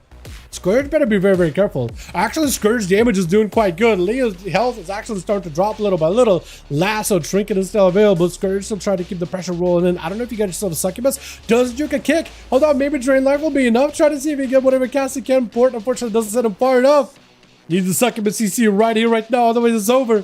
Fear. He's still barely alive. Drain, helping you a little bit. UA, he's gonna get interrupted. Big meteor down by the Netzrazim, but it looks like Leo does pick it up. That was a fast duel between the two. And it's gonna be Mamachka not giving Leo a chance. I think Leo's just dead. Yeah, he's just dead behind the pillar. Unfortunately, I think there was still some of those Warlock dots on him. Messiah gonna be up next. Immediate Hodge onto Mamachka, knocking back with a trinket. Does get himself the lasso. Messiah breaking out immediately. There goes the totem, sending him so far out. He's just trying to see if he can back up out of there. Looking for a heal. Does make it so his heals are uninterruptible. So Messiah tried to go for a kick, but doesn't connect. He's gonna get himself a hex. That is something the Shaman can do. When he hexes a Paladin, he can't really do much about it. Josiah is running adaptation, so maybe that hex might be something he can deal with.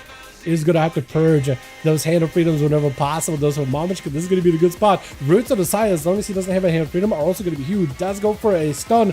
Knockback not available by the Shaman. Does have an Earth Elemental though, with a short knockdown on Messiah. And if the Shaman keeps using huge casts of Instacast while cutting away from Messiah, he might be okay. He's actually picked up a ton of health just now out of left field. I don't even know what he healed you. I think it was his like 30 seconds Guardian Spirit cheat death thing where he just gets a huge heal and max health. Might be one of those. Lasso to follow, and Saya actually gets trapped up between the Storm Melee. He was doing just a bit of damage. Hold on. Saya's taking a lot of damage from the Storm Melee, with the Earth Elemental also beating him up as well. Mabich could maybe looking for a wall here potentially. Saya still got himself lots of self-healing, but also some damage to Mabich. Big heal by the Shaman though. And it looks like maybe it's a Guardian thing. Maybe he's just getting the heal from the Guardians. Trinket out for Saya. So that's actually adaptation. That's a freebie then. So next Lasso, next Hex, you won't be able to stop it. Mabich can just try to see if he can stay away from him. Hand of Freedom is going to purge it. But now he can go for Roots. I think he tried to go down a Stun Totem, but it did not connect. Stun to follow by Saya. Knockback does not send him far enough out. Is going to be buried down for Mamichka. Might be able to use more totems in order to keep Saya at a distance. What is this massive heals this man's got? Is it just using like Knight NS into a heal, or is it just like a passive heal? I don't understand what's healing him. He's just like kind of low on health and then just popped himself up. What is happening? I've never seen that before. Then again, I don't see a lot of LA Shamans to begin with. They are kind of spooky. No, I didn't see LA Shaman the other night. I did run into one. Although they're definitely not common. Shield events out for Saya, try to see if we can back up out of there. There's going to be some more instant cast with the Fire Elemental charging at Saya. Unfortunately, Fire Elemental kind of has a weird movement pathing, and it doesn't cast all that aggressively, or as aggressively as it should be. Keeps constantly moving and then casting, moving and casting. Is going to be a Hex. Saya does break out of it with adaptation. Interrupt onto Mamichka for a second, who got himself a decent bit of healing. Looks like he does end up going for huge heals from those elementals. Try to see if we can do whatever damage to Saya with a lasso to follow. As long as he can get that full lasso. That lasso can break Saya to about 50% health, so you have damage to follow up. This could be huge. Mamachka continues to cast self-heals whenever possible just to maintain his health the entire time. Stormkeeper, big procs, stun, does not have a way out of it. Knocks Saya back for just a second. If you got any instants to follow up, that Storm Elemental is also going to add quite a decent pressure overall. Saya started taking decent hits here and there. He's got a Dawnlight on him. Looks like double Dawnlight to stabilize entirely here. So he's more defensive Dawnlight play than anything. Roots are huge for the Shaman. Again, maintaining his health. It is going to be a Hex, so Saya can't stop it. His Mamachka can follow up with maybe some kind of another go here. This could be huge. Since Saya can't really get out of the Hex all that easily, does get a stun with some more procs. Instant cast to follow. Lasso is going to be short, unfortunately, but decent damage to Saya either way. He knows there's going to be Hodge out of Saya. He knows there's going to be Hodge. I think that's why he's keeping his health maxed at all times. So if Saya does go for a full Hodge, this is going to stabilize the entire time. And Saya looking to stabilize himself as well. Look at that healing. Every time he does Wake of Ashes, he doesn't even go like all offense onto Mamachka. He's noticed having to play this game a long one. Going to percent dampening. 5 minutes into the match. Instant cast by Mamachka. Lots of freebie damage to the Saya. Saya knows there's going to be a load of pain coming in from around the pillar. Together with the Storm Elemental, who's just going to continue casting, regenerating. But looks like the proc hits from this instant cast from the images or the ancestors does not quite proc Saya's stop Saya's self-heal, unfortunately. Earth Elemental, big ascend, shield events out for Saya with a Lasso to follow. Is it going to be enough? Hold on, he might be under total pressure here. Actually, this is where Mamachka wants to get in with that ascend to make the damage happen. Saya is spending super defensive. I think waiting until the next Hodge is available. Maybe the Shaman could drop down totems. Looks like Shaman is just sleeping in.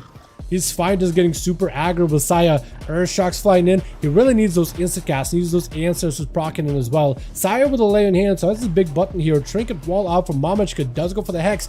Almost proccing out that Hex. Still could possibly recast it to try to get an adaptation out of Saya. Maybe that's what he's going for. Big kills out for the Shaman. Needs to come in. Massive reset there just now. That is huge. Got himself the totem to keep himself afloat here just a little bit longer.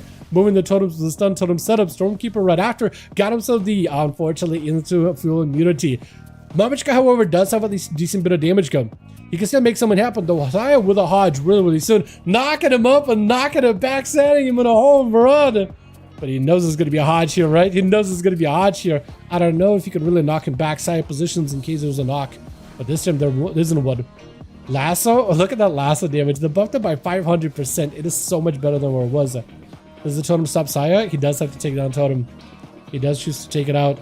Interrupt. This is where Saya may need to see if he can possibly land one into a route to follow. Unless you can break out of it, you're not going to be able to move much. Mamachka leaping away for just a second. Try to go for another Hex. Making it so you can interrupt him. So he's at least able to buy himself a bit of a breather.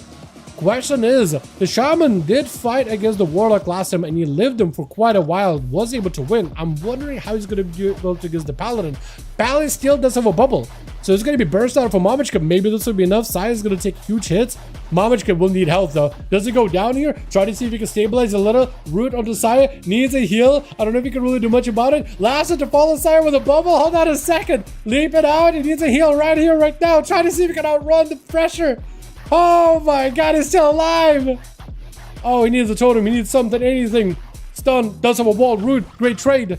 Barely alive. That's going to be Dawnlight though. Big proc of healing. Ascendance is up. Does Mamachka just turn around? Saya does not have much health to work with. I know this man wants to heal. But do you have any pressure? Do you have any instants?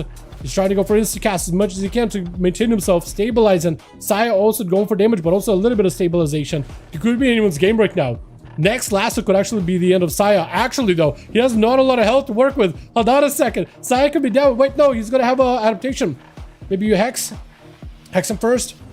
Stun, trade the stun, trinket, try to see if we can get a cast. Lasso, it is very short, but Shield Avengers keeping it alive, though barely.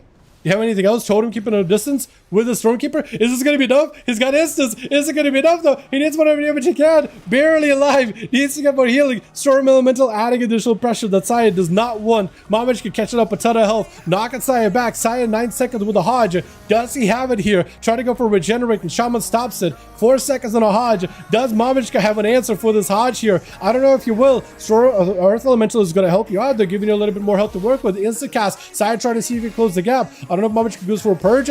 Burrow. Saya does not go for the Hodge. So that's actually a nice setup. I don't know if Mamachka got any totems here to follow up. Does have a root totem. Hand of Freedom not available. Mamachka at least setting up a little bit more health. Saya's gonna have to go, I think, for more self-heal playstyle. I don't think he can go damage here. Wait, is this Shaman about to actually beat Saya? I've never seen Elemental fight Paladins. And Paladins normally are some of the toughest opponents for 1v1s. in duels are some of the hardest. Yeah, Sai's going full defense, full recovery mode. Shield the Venant so you can give himself a little bit more stabilization. Stormkeeper, all the spirits are in play. And so Mamichka is going to try to make some damage happen. Lasso, unfortunately, is going to be short thanks to the stun totem, but he needed to give himself a breather just to get some casts off. And Saya running away, taking a lot of pressure. He feels it. He's feeling the pressure. 7 seconds until Hodge is available. Mamichka, if you have any kind of setup here, Root is going to stop him in place for just a second. Earthshocks, Hodge to follow. You do have a knock, knocking him out. Saya does have a pillar he can go behind, but he chooses not to.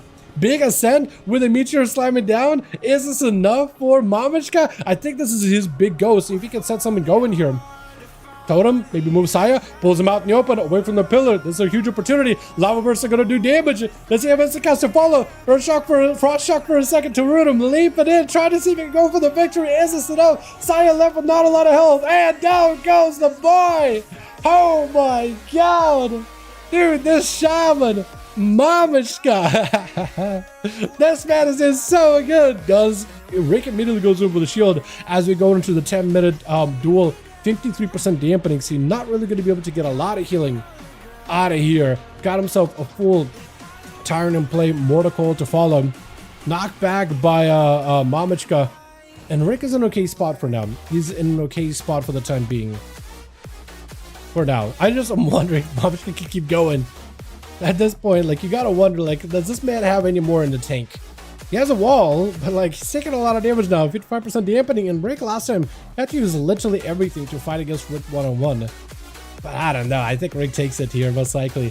I want to watch this shaman somehow find a way to claw out another victory. But realistically, like, what would he need? I think he would need to get some kind of a massive heal, multiple of them, and start putting pressure into Rick some way or another, like catching him in totems, rooting him, landing a bunch of instant cast, disrupting Rick's ability to get a lot of those casts off for a bunch of big pets. Is going to be Axos. Mamichka trying to get himself another cast in. Maybe could drop down totem, but Rick is closing the gap to make sure Axtosses and AoE fears are locking down Mamichka, continuing with more fears and even more pets. He just has him CC completely. Trying to knock him, not gonna happen. Last around the corner, does have a dark back, so Rick should be A-okay. Mamichka though, does get a decent totem, but doesn't put Rick super far away. Maybe big ascent, the biggest procs possible for Mamichka. Like, maybe that's gonna help him here. That's a decent damage, but immediate fear stops locking all of the damage with an Axos to follow. Unless he's got a heal. Yeah, he was doing great damage. That ascent gives him a lot of pressure, but how do you follow up, you know? I don't think there's just a way. And Smeshka up next versus Rick. Rick immediately with the portal. Does he have a gateway? He definitely needs to get himself to a spot next to the gateway. Wall to try to see if he can bunker down and just reduce the damage taken by the Smeshka. The rogue with a veteran. Local shadows and evasion. Yeah, Rick does not get a chance as he goes for a gateway. The coup de grace goes through. And it looks like it's what's up next? Oh, it's one of the rogues on the other team then. Damn, we've gone through so many. It's 12 minutes into the match. These deals have been super long. I kind of like how long of duration they are, but it's just so unusual. So unusual. Next is going to be Sabadell though. Dude, I didn't realize elemental shamans are incredibly tanky like that. I didn't know. It's actually so strong in a 1v1 setting specifically. Gouge, kidney shot, that's going to be Sabadell getting that proper opener. Nesmershka, no answer for it, no trinket or nothing. Cheap shot right after. Does Sabadell have enough damage? Try to see if he can end this duel right then and there. But Nesmershka does survive it. If you go for a sap, Sabadell with the smoke. Let's go for a re-stealth. Try to see if we can find them, but I don't think it happened. Yeah, with a reset for the two rogues. Actually, Sabadell picking up the eyes. He's going to be able to find Nesmershka. And Nesmershka does not have a trinket. Saba does.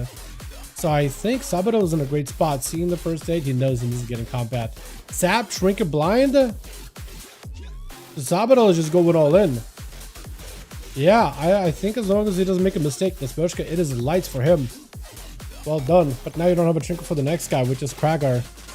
Unfortunately, does go for a vanish with a sap, trying to make sure that vanish does. Oh, did he vanish that? Fight over. It looked like he did. Kragar trying to go for a bit of a spiral reflect. Try to dampen some of the magic damage. Actually, not a bad move since a decent bit of damage from sub-rogue is Shadow. You're able to dampen it by what, 20-25%? That's pretty good. Just someone to Sabadell, unable to keep going the pressure. He did have himself a coup de grace. He wanted to follow up with a bunch of eviscerates afterwards, but he was just unable to. Krager got into a big war breaker. Still, Rogue is doing a ton of damage to Krager either way. Krager is still trying to see if he can push the pressure. The Rogue is no health, does go for the final execute. Or a Mortal Strike, taking him out with the next Rogue Toxie up next. All Krager can do is pop a trinket and try to see if he can stop Toxie's go. Disarm, you'll go for a fear. You don't have a fear. Ah, yeah, unfortunate. Once you got that Kingsbane in there, there's not much you can do. A lot of Shark, last one left. Maybe Toxie can come out on top here, but it's definitely not going to be an easy matchup. He's going to have to go for like big burst and then get away. That or he's just going to put bleeds onto a lot of Shark and then just got to let the bleeds do work. But at 79% dampening, maybe the Rogue can come out of here. Come out on top. I think it's actually possible. Or rather, it's not impossible. Sap. Does Blessing of Saying do nothing for Sap? Does this only work for Suns and Disorients? I thought it was like incapacitates as well. Or is it just like... I thought it was for all of them. OCC. I need to double check. I know the Blessing of Saint, whenever I see it as a rogue, I'm just like, oh, no kidney, no kidney, no kidney, no kidney. Now a kidney. Oh, that also can be used to like, it's not a healer, you Blessing of Saint, and it's like, okay, I gotta wait it out, now apply. So it's like the way that I think of Blessing of Saint as a rogue is in that very, very specific format. That's a Rin. Death Pack, Death Mark and everything. Hold on, a lot of Sharks take a lot of bleed damage actually. Toxie does go for the trinket. Oh, got a lot of Sharks super, super low. That is a Kingsbane combined in there as well. A lot of Sharks' health is still melting. The man made it to go for a bubble. Does get super low, but it does not go for the bubble. They execute for rogues. Your health is still low, and you got heavy bleeds. You just poof, die immediately. This man, Mamichka, this guy. I can't believe it. So strong. So tanky. What in the world? Okay, well, I'm glad we've seen some shamans this week, man. I had no idea it was this good in 1v1 setting. Kind of wild. Let's get another one going, boys, yeah? Uno más, uno más. Let's see. Duels 341, I think it is. We've got so many of these so far. Kraken needs a second. Beautiful. Johnny says he's ready. Beautiful. Cool. But yeah. Double 30th anniversary is in a few weeks. Rage will get a double mounts on WoW. Double mounts, like 2 mounts. Oh yeah. Wait, don't they do like an event with like the goblins on the anniversary? Oh yeah, if it's the 30th anniversary, they're probably gonna do like another kind of like set, I imagine, because they did the Hell sets, anniversary sets last time, and the new mount. But yeah, hopefully we'll get some cool shit out of it. Because it's like the big one, right? 20th anniversary had a lot of stuff for WoW. 30th anniversary for Diablo, probably going to be a bunch as well. Although on Diablo, you guys, people in Diablo are probably going to end up getting like cosmetics to buy on the MTXs, aren't they? Let's be fair. Let's be fair, right? They're probably going to just get more shops things, more shop transmogs and mounts and all that. That seems to be what they do in Diablo. They don't really give you stuff to earn. I mean, I guess there's that like battle pass type thing that they do now, but you still gotta like buy and unlock parts of it. It's just whatever. I kind of miss when they did like the normal battle pass, but I guess the way they do it now is not terrible either. Odin set in the shop with Odin wings. Yeah, they could have made it so like kill a boss on hard difficulty and you unlock it. I feel like that would have been better, right? I think it would have been more fun. But yeah, they're probably going to end up doing stuff like that, which I'm a little bit sad by when they do that. Then again, I also kind of get sad when they do that with WoW too. Like, it looks like there's going to be this Nazoth Ajara style set, and that looks like a store thing. Or like that ape mount they did, like the cherry ape, the autumn ape, the monkey with like leaves and twigs and things. Could have been like trading post thing too. Which, you know what I mean? Should have been, honestly. Alrighty, yo, are we doing this again? Johnny Sins is back! Oh my god, we got so many elite shamans and enhancement shamans this time. Johnny is back though. Johnny versus a paladin? Johnny, we got 2 Johnnies actually. We got Leo and we got Johnny Sins. I want to see how Johnny Sins is going to do this though. Shamans in the past have been able to 1v1 paladins. Like Elemental Shaman definitely won one, but enhancement has also been able to in the past as well. Johnny not playing the Ascendance build, so he's Doomman's build. He's just trying to see if he can waddle over to Messiah, main to move the totem in order to keep that thing on him the entire time, but also to get the benefits from it. I do hate how totemic, like you really got to keep playing the positional game with it in PvP. That can definitely be rough sometimes, especially in a 1v1 setting where the other guy could just walk away from you. Saya's taking a decent bit of damage actually. Hold on a second. Johnny is looking healthy, but Saya is the one that's looking a little bit worse for wear. Big Primordial Storm. Saya is taking a lot of pressure. Is going to go for the self-heal. I think he's waiting until the next Hodge, and Johnny, since unfortunately does not have a knockback anymore like Enhanced Shaman's used to be able to knock enemies back, but that heal recovery. So as long as he's got at least a little bit of health to work with, he's just fine. Saya has actually gone in and used Dawn Lights just to maintain himself the entire time. Johnny may need some more Maelstrom in order to keep himself afloat. Does drop totems out to Saya. Could go for a Hex from a mile away. Does not go for the Hex just yet, but he does get himself a decent setup, so maybe he can do some damage off it. I think try to go for a stun totem. Does get him some Doom Winds. Try to get himself a big proc. Primordial Storm unfortunately does not connect, but he's still got a couple more charges of extra proc. The fiery and the air proc off of the totem. Big damage out for Saya. Does Johnny have the heal? Johnny barely escapes it. Needs another heal right after. I don't know if that's happening. Saya actually did commit some damage, not playing defensive the entire time. Alirn? How do you say your name? Alirn. Alirn. Right? Alarin? No, Alirn. Oh, okay. I have no idea how to say it then. I'm not sure. Alirn. I don't know how to say it properly. It doesn't roll off the tongue. Alirn. Even if you say it in Russian.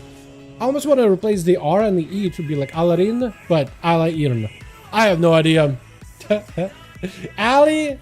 I can call him Ali. Al. The big Al, that's easier, right? Stun up to Saya does have himself a Blessing and Saint ahead of time, so that stun does not last long at all. It looks like Al over here is taking a decent bit of damage, is going to be able to stabilize, beat a Paladin or Dawnlight with variety and all. I like how Dawnlight is insanely good in 1v1, but then everybody, like a lot of people in solos at least, play the hammer build, and that's really, really good at times. I almost feel like you just play Dawnlight and just clear everybody around you. I feel like that just does so much constant pressure though at that point. It's kind of strong. Saya is able to do a decent bit of damage, but also making sure to always put a Dawnlight on himself so he's able to heal while putting pressure on the other guy. Al backing up out of there as fast as he can, but unfortunately cannot escape Saya all that easily. Got himself a big wake of ashes. Saya able to get past him with a quick blind to follow him. Just trying to see if he can back up out of there versus the other Paladina until he has himself another go. I think he's going to end up playing around the Hodge, right? Al also has a Hodge, but I'm wondering when he's going to end up using his. Stunned by Saya. Does get himself a proper go. I think committing double Dawnlight. Yeah, so he's committing full damage. Stun. Trinket back out for Saya. Al may be looking for Lay on Hands. He already used Blessing of Saint. I don't know if he does have Lay on Hands though. Does he have a heal? Does use a heal. So for Saya, he actually has the advantage because he also uses Blessing of Saint too. But now he may be looking at using his Lay on Hands of his own. So now he might be able to use that Lay on Hands to keep the pressure, keep himself healthy, put pressure into Al. Where's the bubble? But Saya's taking a decent bit of damage. Hold on a second. There goes that Lay on Hands. Can Al maintain himself though? Hodge, do you get a bubble? Do you force a bubble out of him? Shield of Vengeance to try to see if he can stabilize it a little. Does go for a bit of self-heal. Next Hodge is available. Al does have a Hodge. Goes in for a blind. Just goes in for a self-heal. Trying to stabilize even a little bit behind the pillow. Hodge still available in case he wants to use it. Does go for the bubble actually. Stun into Saya. This is where I think Al at least is going to be able to push in full offensive pressure. Though Saya can reverse that pressure with a whack of ashes of his own and wings. He might just have to do that as well, right? Taking a lot of damage. Hold on, Saya may have to go for a bubble here. Actually though, hold on a second. Try to stabilize. Wake of Ashes double heal. Does not use a bubble just yet. And Al may be in a tough spot. Nothing he can do. Saya doesn't even need to go for a stun or anything. He just needs to keep the pressure rolling, keep the damage going. And wait. I wanted to say his name in English letters, but it's actually Nosorog. Nosorog. Nosorog. Nasorog. Okay, Naso. That's as close as I can get, dude. It's Nosorog. That's a lot of damage by the Frost DK. IBF trying to keep himself stabilized, but looks like Saya got plenty of pressure. Hold on a second. Naso might not be able to keep this going, actually. Hold on a second. This man made a little cheat down. If you have any follow-up damage, Saya's still got a bubble in case he really needs that. But maybe the DK can just pop and burst. He is a Frost Death Knight, so those Size, once they go flying, that is a ton of pressure. He just under pressure himself right now. Unless maybe goes AMS. Stun, unfortunately, cannot stop it. Does have a trinket. May need the antimatic shot just to stop some of this holy damage for just a second. Does he even have it? Hold on a second. Does get the scythe, but unfortunately, Saya is still in play. Take. Take me to the moon? Take me to moon? Bro, that's such a good name. It's used in Cyrillic letters, so he's got Russian letters, but he spells out the name Take Me to Moon. I like that. I like that. That's so good. Take Me to Moon. The Demon Hunter is up. Next is a Vengeance or Havoc. Harsh to follow. Might as well be Vengeance, honestly, with Havoc and how tanky they are in PvP, especially if they play the big self-heal build. They could be just as tanky, honestly. Stun to follow Sire with a Trinket. It's going to be a I-beam right now for the Demon Hunter, trying to see if he can make some pressure happen. But he's also unable to really stay on top of Sire the entire time. May need to go for a Metamorphosis, actually. The Demon Hunter might be under a ton of pressure. Does he have the burst? Does he have the damage? There goes a Meta. Blind. He's able to immune completely. Does he have the follow-up here? It is going to be a Bubble. Sire, try to see if he can... Maybe he had the Demon Hunter. Demon Hunter does have Darkness. May need to use it here, honestly. Darkness down. Maybe that'll be enough. Darkness while in Hodge. He's trying to go for the hunt. Trinket off of that one. Shield of Vengeance to follow up. Does the Demon Hunter have much here to keep himself alive here? Needs whatever health he can. At 31% dampening, he is kind of limited on self-healing. Does go for Imprison for a second. He also does not have a flyby ability, so you can go up in the air and just go flying. Saya with a big heal. That's going to be some health stolen by the D8. Yet another I-beam. So he's got himself any other healing while Metamorphosis is active during that extra leech. That would be huge. Does get a stun. Big Blade Dance to follow up. Does he have the setup he's looking for? Another Blade Dance right after. Immunity to magic damage. This is what Demon Hunter is going to back up out of there. He knows there's not much he can do. Chaos damage is just going to get immune. Unfortunately, unless the man has a backflip, yeah, that Hodge I think is going to connect and is going to seal the deal. Saya taking on 4 so far, but Krager is going to be last one left. I think Saya at this point may have a lay on hands. I'm not 100%. Everybody might have to back away. Krager cannot really stop the cleave. Some of the warriors' damage is massively cleaving, and there's not much you can really do about it. Try to see if you can spear him. Unfortunately, the spear does not connect, bro. Spear is the most inconsistent CC ever. Sometimes it works and it's really good, but other times it just does not even hit anywhere near the guy. And Saya got plenty of movement, but also slows into Krager, so the warrior's having a hard time staying on top of the warrior.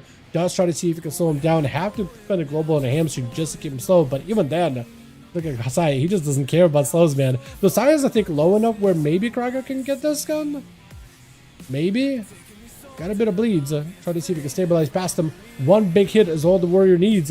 One good hit and the bleeds do take him down, and Krager is left by himself on his team to fight through. 2 rogues and a shaman. Did one play on team 2 at some point? I'm assuming yes. I actually think, I don't even know what was the best matchup for Krager right now. It was the worst. I feel like while cooldowns are down, he doesn't want to be fighting a rogue. So I guess Leo would be the better matchup for him. Does go for Warbreaker into immediate demolish. Leo taking some decent damage. Is going to be charged by the warrior. Is going to avoid the totem completely. Big Ascent is in play. Krager with a leap. Try to see if he can avoid this best possible. Got him some Blaze Storm so he can get slowed. Stormbolt onto Leo. Breaks out of immediately. I think for Krager it just might be lights though. That Ascent is a ton of damage. Does disarm the Shaman for a moment. But he still got Wind Strikes back-to-back Rallying Cry. But I don't think there's much you can do about this at this point. Reflect. Got him some shields last second. All Leo needs is just a little bit more melee damage to break past the shields. Diving underground in case there's going to be CC out of Kragar. I don't know if this man could do much. Immediately hit him with a knock-up into a Crash Lightning. 4 for Saya. Almost 5. But Kragar made sure that doesn't happen. Well done, well done. Well done, boys. There it is. Alrighty, let's get us another going. Saya and Krager, let me know when you guys are good. Or, no, Saya, Johnny. Johnny is good.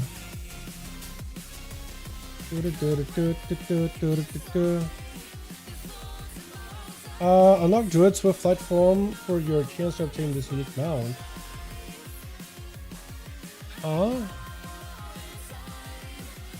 Oh, it's the anniversary. Wait, Reigns of the Windlord, you need to have a druid in your group?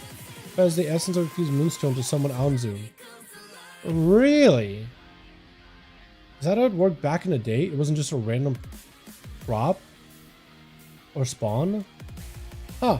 Mephisto runs will make me want to install the game. What do you even do for Mephisto runs? Because I've never done one. Have we done Togeron? We haven't. Let's do one Togeron. We gotta do at least one of those. Yeah, so what is the new content like? What do people do? Because I don't know, man. Anzu required a specific idol. You could decide not to hand in the quest and Sal runs. It's a phase 3 fight. 3-phase fight. Wow. Is it also one of those like you get hit by an ability, you die immediately? Because I remember people like hating that mechanic. Or when the boss was unkillable. That's also another one people hated. Remember that being with what's her face? It's not Duriel. Andariel? Duriel too, when he burrows underground. That was the worst. That was just the worst. But yeah. Switch. Let's see who we got. Noso Rogue is also here as well. Frost DK, we got John Issus, we got ASUS Krager. Iron. Switching up the mugs. Kind of like the green. And Take Me to Moon is essentially what his name is. Got us a Sai on this team, Sabadell, Leo Cake, Rick, and it looks like the Rogue, Toxie, actually getting a proper chance to play. Normally Toxie has been like on the wrap up at the end of a run, or just had like one match that he gets to play. But this time he's actually getting a proper chance versus Johnny. All dots are in. Cheap shot. I like his Garrote. Sap, Garrote while not looking at target so he can get the bleeds without breaking the sap type of opener. Kick on the heel. The Johnny can't even do much. Toxie avoiding the thunder completely. He's got plenty of damage. Johnny is going to be under a lot of trouble unless he can heal right now. Does get himself a heal. Might be a Garrote out of Toxie. I don't know if he can. Disarm for a second into evasion as well. But it's going to be a lasso. Wait a second. The Toxie just died a lasso. Holy dude. Lasso damage is really high. He's still alive. Broken Shadows. Oh, but Johnny since has no idea where he's at. He knows he wants to go for a heal. But it's going to be kidney. I think it's over, right? Is it over? Yeah, it is. That was so close, dude. That got way too close for comfort. Although Cheat Death did not get proc by Toxie. Did not get proc. He does have a ghoul on him. Ooh. The ghoul was not close enough to melee. I honestly thought he was like right in range. But apparently not. He just kept running away. The ghoul never caught up to him. Crazy work. Actually so crazy. Toxie, however, I think is going to have to play this super slow and steady. He just used defensives and offensives versus the Shaman. So a lot of those 2-minute cooldowns are not coming back anytime soon. And he doesn't have much of a reset because he doesn't have meld. He doesn't have evasion. So he could go for like dots on a not so rogue, but then he would sprint and then go behind the pillar and then like hide him and run him the entire time. But he could technically have a go like Garrote, Kingsbane, Kidney, run away, let the bleeds to work. But Nasa Rogue would need to be somewhere near a pillar. So as long as a DK plays in the middle, he's actually in the safest spot he can be. That or potentially when picking up the eyes may not be the worst either. Does go for the sap. The ghoul unfortunately does not immediately attack the rogue. Is going to be able to go for full dots. Cheap shot to follow into maybe some damage. Kingsbane, Shiv is activated, so the rogue is trying to see if he can use that Shiv with a slow to run out. Gouge for just a moment. Is going to need to find a way to escape. Smoke Bomb trying to go for a step. Kidney Shot trying to see if he can walk away. More Zombozos are running after him. Hold on a second. What is that zombie doing? Aren't zombies part of the Unholy set? Wait, is he Unholy? Oh, he is Unholy. I was thinking it was Frost for some reason, but he is Unholy. Okay, never mind. For some reason, I assumed it was Frost. I saw a little zombie running from the side. I thought, wait a second, that's not part of the Frosty kit. What is happening? Took me a second. Nasa Rogue took so much bleed damage, though. He's just not in a great spot. Trinket, blind. The Rogue actually may take it. Rogue's got defensive, so if he really wanted to pop one, maybe he wouldn't need one. Just needs a kidney shot. All the dots. More zombies are slowly approaching, but I don't think it's going to matter. The Rogue with the bleeds. Rogue, some way, somehow, for some reason, like out of all the play classes, the Death Knight is the one that they can really bypass through pretty easily. Warriors, a little bit on top for blades and poisons are going to do a lot, but not completely like a shoe-in.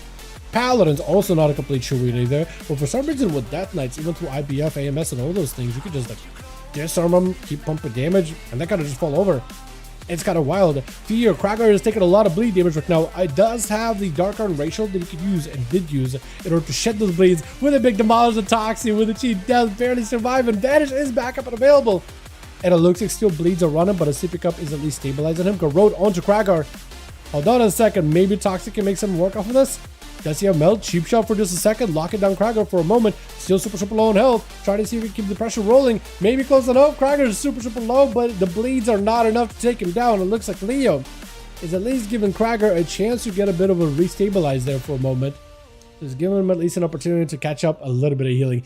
Does go for the shield. So at least he's not taking that big damage all the way into the health bar. So that second wind is going to kick in. This is like a 3-minute cooldown he's using here just so he can like get this duel on track. But yeah, it is a pretty big investment. I'm sure he would have loved to use it when Leo had some burst. Fortunately, that trinket is not... The totem is going to connect with a stun. Kraken might be under a lot of pressure though. CC onto Leo does go for a trinket. Kraken needs something. Rallying cry, but unfortunately, Shaman with Ascend, there's just not much you can do. Full burst wind strikes back to back. Shaman's got some big damage. Sometimes not a lot of big survivability, but definitely big damage. Lasso also doing quite a lot of work with a big tempest from around the corner by Leo. Try to see if he gets some of the cheesy damage in onto Iron as much as possible. Wall is available. Leo with a wall and a burrow. So he's going to go for a bit of a knock up onto the Paladin to try to see if he can keep tussling when the wall defenses are active. And he got Tempest. As long as he got big Tempest, he can get big heals. As long as he keeps pressing lightning bolts, he's going to be able to get big value out of it. You just got to keep spending lightning bolts as much as possible. You really got to spend the Maelstrom as soon as you can. Stun totem onto Iron for just a second. Will not be able to follow up with the lasso for a while. Might end up just kind of waiting out until he gets a full lasso though. May not be the worst move actually. Full lasso might be more valuable. Does get himself bloodless to get himself a bit more Maelstrom. Needs more lightning bolts so he can get him some more heals, but it's going to be blind as the Paladin trying to see if he can back up out of there. Leo trying to go for heals. Not the worst healing, but a 25% dampening. I mean, it is going to be reduced. Though the best healing he's going to do is only when he gets a Maelstrom. Leaping in, Iron with a Blessing of Saint in case there's going to be CC 2 seconds on a Hodge. Leo might be under a ton of pressure. He needs to have a heal right out of this window. Immediate heal right out of this. That's the only way that's going to be able to stabilize. Needs Maelstrom, needs a heal. I don't know if he can. The Paladin pressure is just a little too much. Yeah, the Shaman just needs to spend way too much time using offensive buttons before he can effectively heal. Previously, it worked in such a way where Shamans could build Maelstrom, and then they could use it to heal themselves or do damage. Ever since this expansion in particular, Blizzard made it so now you get that PvP talent that's just kind of pretty much passively picked up as you put points into talent tree for like all your damage talents. So now you can't use that Maelstrom on a heal. But if you use Maelstrom on a damage ability, then you could get a free heal to act as if it's used Maelstrom. So now you have to Lightning Bolt, and then you can heal. Tempest, then you can heal. It still burns a lot of mana, decent bit actually. Not the most, but decent bit of mana. But like that's the only way you can heal, and when you heal through that method, that heal is really, really good. Otherwise, it's like a really long cast, so if you heal, that doesn't heal for a lot. Iron having to go for a bubble here. A Savadel, the sub-rogue, is able to put in the pressure, trying to see if he can just get away. Next Hodge could be really deadly. Actually, I think it might be Lights here. Do you have Wake of Ashes to combo with it? Does Awaken, I think for Saba, it is just over, vanish. Give himself a little bit more health, but nope, unable to escape the Paladino threat. Just way too much damage, way too much pressure together with that Dawn Light burning him the entire time. Immediately going to get aggressive with Rick with the fear, as Iron does not have a bubble anymore. Doesn't have much to work with here in terms of resets, but does at least have Paladin damage, Paladin healing, and if, as long as it goes for a bit more self-focus on survivability type of gameplay, might be okay. Also can't escape all those demons. Wake of Ash to stun him. That could also be really, really good. I think his Wake of Ash's own cooldown, he's going to be massive. Does go for the stun onto Rick. Made to go for a full defensive play here. I think this full, yeah, look at that Dawn Light, Eternal Flame, and look at the health bar. Look at that health bar. Look at that health bar. I know it's taking a decent bit of damage from those demons, but let this Hodge do work. Let this Hodge do a little bit of work, right? Just gotta Wake up Ashes every 30 seconds. On the dot, blind onto Rick as well. Some of this pets just try to see if you can go behind to pull a Leo in hands before Rick really gets some kind of a combo going. We are at the 8-minute mark pretty much. 40% dampening. So the amount of healing you're gonna get is gonna be reduced. But Rick also does have a Felguard that further reduces that healing. So for Iron, not gonna be the best spot to be in. Not gonna be the best spot. Hodge trades away the Mortal for Rick. This is perfect. Gives him a bit of a breather with the port right after. Iron, it looks like sending a lot of the Dawn Light damage into a rod, into the dot onto Rick. I honestly almost feel like he should be using it defensively, but it looks like he did get himself at least one of those defensively either way. I think he's just trying to stay super aggressive with Rick as much as possible. Rick with back-to-back fears, Shadow Bolts back-to-back, all this beds join in, Tyrant to follow. If you can stand here and hold your ground with Helm to Goldans, you should be able to get a lot of those demons with you. Got at least one. Stun onto Rick. Iron trying to stay aggressive. Shield defense on the wall. Might to back up out of there. Wake of Ashes, all this pets did get cleaved. Rick is trying to play it very defensive. Is going to use movements here really, really early. Iron trying to get himself a better angle. Mortal does connect. Does get himself at least a little bit of damage with Shadow Bolts to follow. Got himself at least a bit of pressure. Fear right after. Try to see if he can get some kind of damage going on his own. Maybe, possibly. Let's take a Saint in case there's CC, but it looks like Rick is just going to back away from it. Dalaran is going to go behind the pillar. At the very least, you can cut out the pets and get away from the Warlock. But you do have to close the gap because it's just, the longer this game goes on, the better I think it's going to be for Rick. I think Rick is an advantage here because those pets, they're constantly going to be after you the entire time. And now you're out of mana and we're getting to higher dampening. Now it's going to be a little more painful, isn't it? Now it's going to be a little more painful. That's why you're going to get close, get those pets together, wake up Ashes to stun him, get a download on yourself, or maybe double on to Rick. Try to see if you can put some pressure. Shield events is at least huge, so you got yourself defenses. Rick got mobility, the Mortal Call, you can't even reach it to begin with. Try to see if you close the gap. Stun onto Rick, wake up Ashes on the pets. Go down. The passive damage, even if you stop Rick, once those demons are in play, they're doing damage. You can't really stop them. Take Me to Moon is up next as the Demon Hunter. Should be a pretty good class matchup against a, against a class that's all about summoning demons versus a class that's literally hunting them. At least I would assume so. Got himself at least the hunts, but the hunts, I don't know what's happening with those hunts. It's like blinking all over the place. And those hunts are just unable to really connect. Got himself at least out of that CC with a big, I think it was the Hunter Dawn or Ruination. Some meteor came down. Hunt, try to see if he can make some damage happen, is going to get ported out to the other side of the pillar. And Rick is just trying to see if he can buy himself some time. Trinket to follow. Fear right after, as soon as he got himself the I-beam with Metamorphosis. Now this is where you really got to find a way to CC him and get away from him. If you can stop any uptime of that meta, that's going to be huge. But Take Me to the Moon just needs a little bit of damage while meta is active, and he's able to recover a lot of health. Stunner to Rick, actually going to bunch of damage. Rick with the shield, it's not doing enough. That's going to be Sigil of Misery, is going to stop a lot of these pets in place. Rick is also second place as well. Trying to cast with the Hand of Gul'dan. Axos to follow to lock down the Demon Hunter for a second. Got himself a bit of a decent shielding. They have movement though. You got to get away from the Demon Hunter right now or it's over. Rick barely any health. I think he just lights. Oh, port to follow. Rick at no health does go down. Take Me to Moon, able to take down Rick. I honestly, when I said great class of hunt against Demon, right? Demon Hunter is the best class to face up against a guy that summons demons. I really said it more for a flavor thing. Thematically it works, but in a lot of the times I feel like we've seen Warlocks just run circles around Demon Hunters. That being said, Demon Hunter's self-healing is really good. And that showed up in Take Me to the Moon. That showed up in him just there really, really well. Although I guess Saya is going to be another class that's also really, really good at healing. Take Me to Moon, I feel like the only way he can really deal with him is if he can backflip dodge the Hodges. If he can do that, he'll be in a good spot. But he's definitely going to have to use a lot here versus Saya. Definitely use a lot of self-healing. Definitely might need to go for a Metamorphosis just to recover. Saya's taking a lot of damage though. What is this burst out of DH? Does go for Lay on Hands. Moon may have to go for a full Metamorphosis here. He needs whatever health he can. He needs that leech. He needs that demon form as much as possible. He got himself a backflip into an I-beam. Saya with a bubble. This is where Moon just needs to live a little bit longer. He knows there's going to be a Hodge out of Saya. I don't know. Metamorphosis just to come away. Actually, Moon Saya's Hodge. Hold on a second. The Demon Hunter may just break through. No, unfortunately, Pally got way too much damage, but that better to get away from Hodge. To immune it was beautiful. That was beautiful. Literally use meta. While in meta, you're immune to some abilities and CC. A lot of the CC. And I think just immune skills will kill you. So that Hodge was immune during that meta. It's so good. Oh my god. Let's get another one. Autobots boys, get another group in here.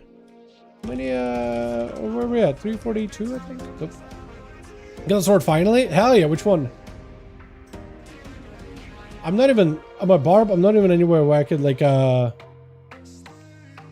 not even anywhere where I could even start getting like gear. I'm just level 30. You wanna boost me sometime? To max? Although I probably am gonna be in a rough spot if I did that. I would have like no gear at all. Oh, Eldruin, Sword of Justice? Let's go. Elite pack reduces skill cooldowns by 10 seconds. Oh, that's really good. Yeah. That's really good for like what, farming content? I don't think it's good for bossing though, is it? Although I'm sure the stats is still really good, right? 30% damage multiplier, plus 2 total skills. Yeah, it seems kind of good.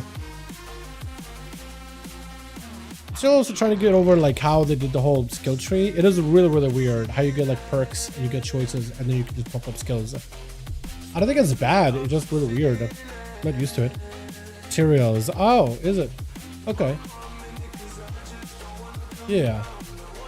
Cracker's looking for body. Actually, Cracker's already got a full group. I was gonna say, we can get you guys in here. Is Johnny ready? Johnny is ready. We've done Toveron. We can do... we did Dalaran. We've done Rook. We could do Tiger's Peak. I think we do Tiger's Peak, yeah. Ba, ba, ba, ba, da, ba.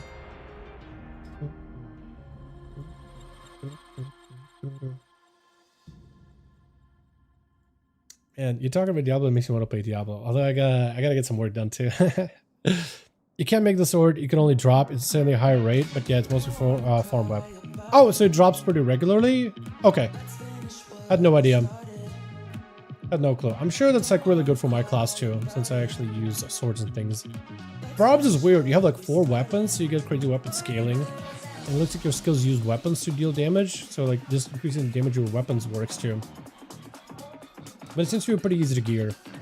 Although I'm not exactly sure how I want to, like if I'm running the right build, because I cannot have the one ancestor with me. I could just make an ancestor last longer, hang around with me longer. Wonder if I need to swap it around with a new build. Might be a thing I need to do. Alrighty. Which? Got ourselves Cobra joining back at our 4 Team 1. My goodness, I haven't seen this boy in a while. Not real Cobra, but Cobrex. The boy, the other Cobra. We got ourselves Marijuana Cutie. Ooh, that flare. Oh, what is that trap? Ah, this guy's insane. 6 cents is a hunter. This dude was built to play a hunter. My god, big rapid fire. With a cheap shot by Sabadell, he's got himself an extra pet. There's going to be black arrows flying in with a disarm for a second. Binding shot. Sabadell does not have a trick anymore. Hold on a second. This is going to be rough for him. Flare down for a moment. Got himself black arrows still firing away. Marowin minion to wall here. Great void operation to back away. Still got a lot of damage for this rogue. Rogue, however, is going to force the turtle shell out of Marvin. The hunter does need to go for immunities here. It's just way too much damage. Look at this rogue slipping around. Needs another good hit. Feign death for a moment. He got a big slow with more movement. Holy! The rogue is going to get hit with a silence and a damage reduction right after. Kidney shot, but it's going to be the yard, and you got yourself the eagle to reduce the damage taken too. So that's huge. Hunter is reducing so much damage and making sure the crits did not connect towards the rogue. Gouge for a second. You still got him. You still got Hunter's mark.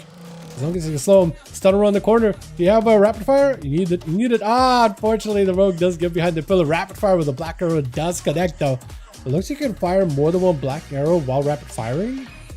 Did I see that correctly, or is it just like random procs? First save by the hunter. No hunter's mark on the rogue. Does remark him. Hold on a second. Never mind. Oh, binding shot. You have another big go. The rogue, you know, is going to go for a step. Freezing trap immediately, dude. He is reading this rogue like a book. He's reading him like a manual. My god. And he's got another proc. Another proc. Another proc. Another proc. Ah, maybe not. Maybe not. The rogue got some damage. Cheap shot. Marvana.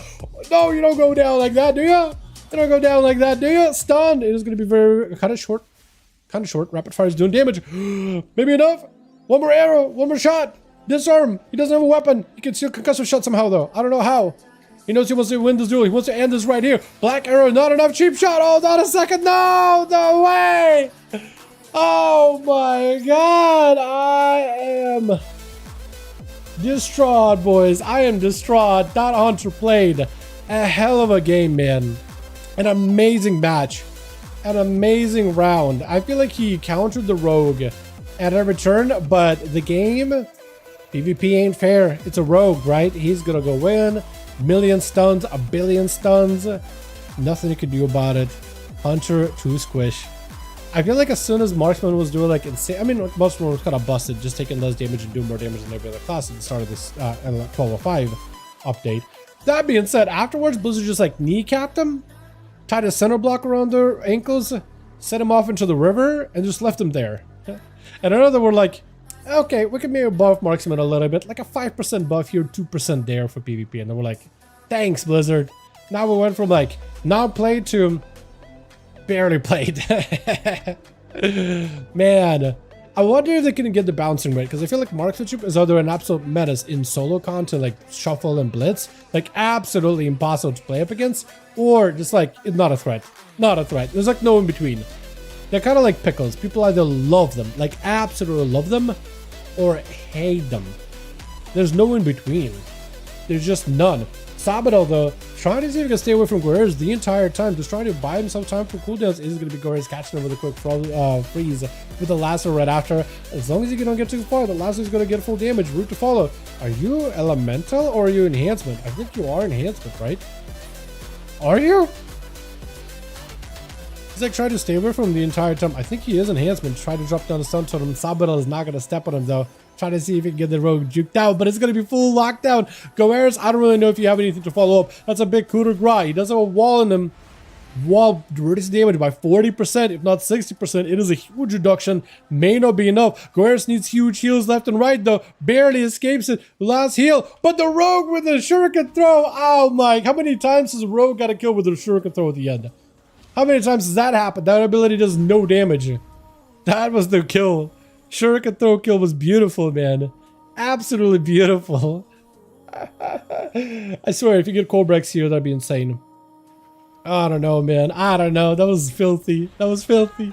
Cheap shot, and it's going to be Succubus immediately stopping it. Sabado does some vanish, and Cloaker Shot is coming up, though. So might be able to make someone work with it. Cobrex is playing the Diablos build, so he's got himself some big demons, but not going to be able to run around and just get constant pressure. Though, if he can get Shadowburns with the Sabado, that's going to be huge. If he can do that, he'll be just fine.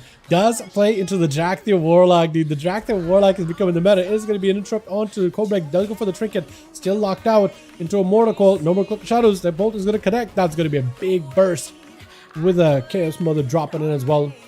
Is Cobrex playing a Chaos Bolt build? Like, does he not play Shadowburn at all? I mean, Shadowburn I think is just easier to use. But it's just like as an executor ability, more or less. But it does make it really, really mobile. Or maybe he's playing Chaos Bolt because you kind of have to as a Diabolist. That's a good pet. Mount, I mean. That's such a good mount. Remember that thing was so rare, and then Blizzard did that mount event, and then everybody has one? Although that one was dropping not that often. But then again, I guess you could pick it up in Legion Remix too. You could also get one in Legion Remix as a guarantee. Actually killing Gul'dan a number of times. Ooh, reflected Hodge back at Saya. That is beautiful. That is beautiful. Saya normally doesn't get reflected on, but Cobrex just read him like a manual. Is he also reading Paladin manuals while the Hunter is reading Rogue manuals? That's crazy. Reading entire Paladin encyclopedia with that one.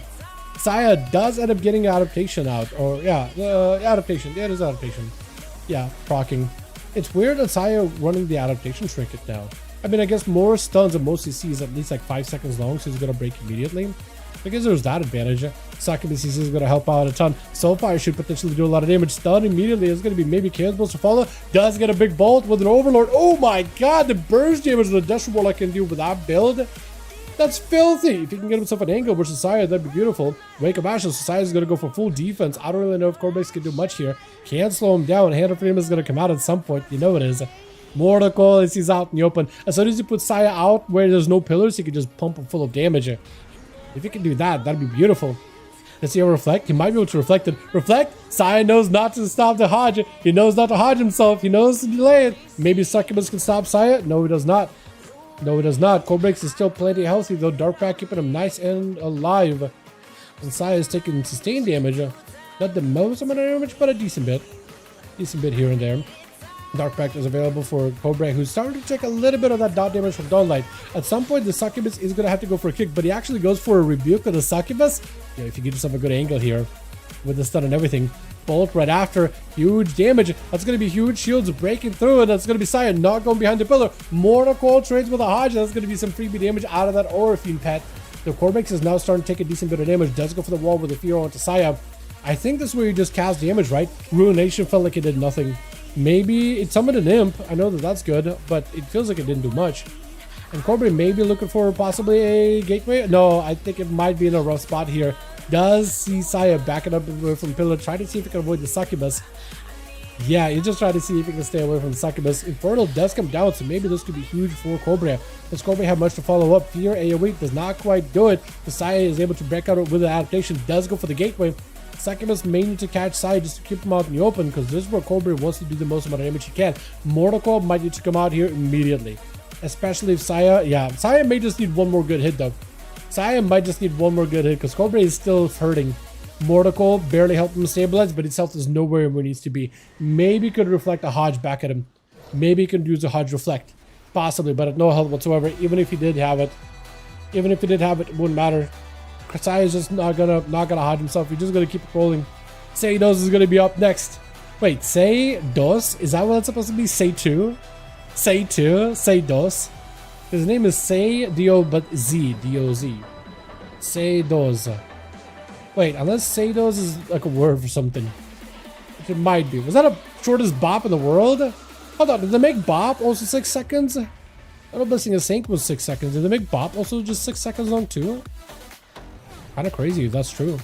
Didn't feel like it didn't last long at all. Science taking a lot of damage though. Lay on your hands, Say Dos, you just stay in there. You do have a Cloak of Shadows. You do have another dance. Hold on, maybe you just keep pumping. That's gonna be Trinket. Gouge to follow. I think maybe just Cloak. No, it looks like he's out of options. He could do another dance, but I don't think he really has anything to follow up. Saya, unfortunately, does have a lot of recovery. He also does have adaptation, which I think you can sap. Picking up the eyes to see if we can get the rogue out of here. I think if you just go for regenerating, you might just be able to pull him out. Get the shot, immediate adaptation. Unfortunately, Sato should have went for a sap though. Cheap shot. You might need to go for a Cloak of Shadows. You know there's going to be Haja on the Paladino. Actually, very, very soon. Wait a second. Oh, yeah. There goes the bubble.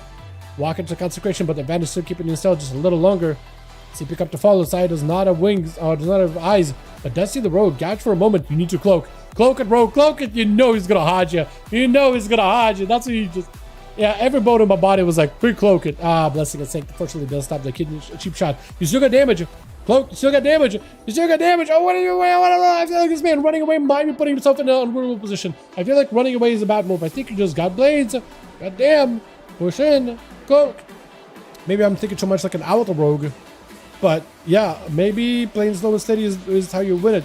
Saya, however, can go for regenerating. He can go for a big reheal. It's just weird he's not going for it. Cheap shot. Shadow Blades. Is this it? Is it the play? Unless Saya live? Nah. Maybe Slow and Steady does win.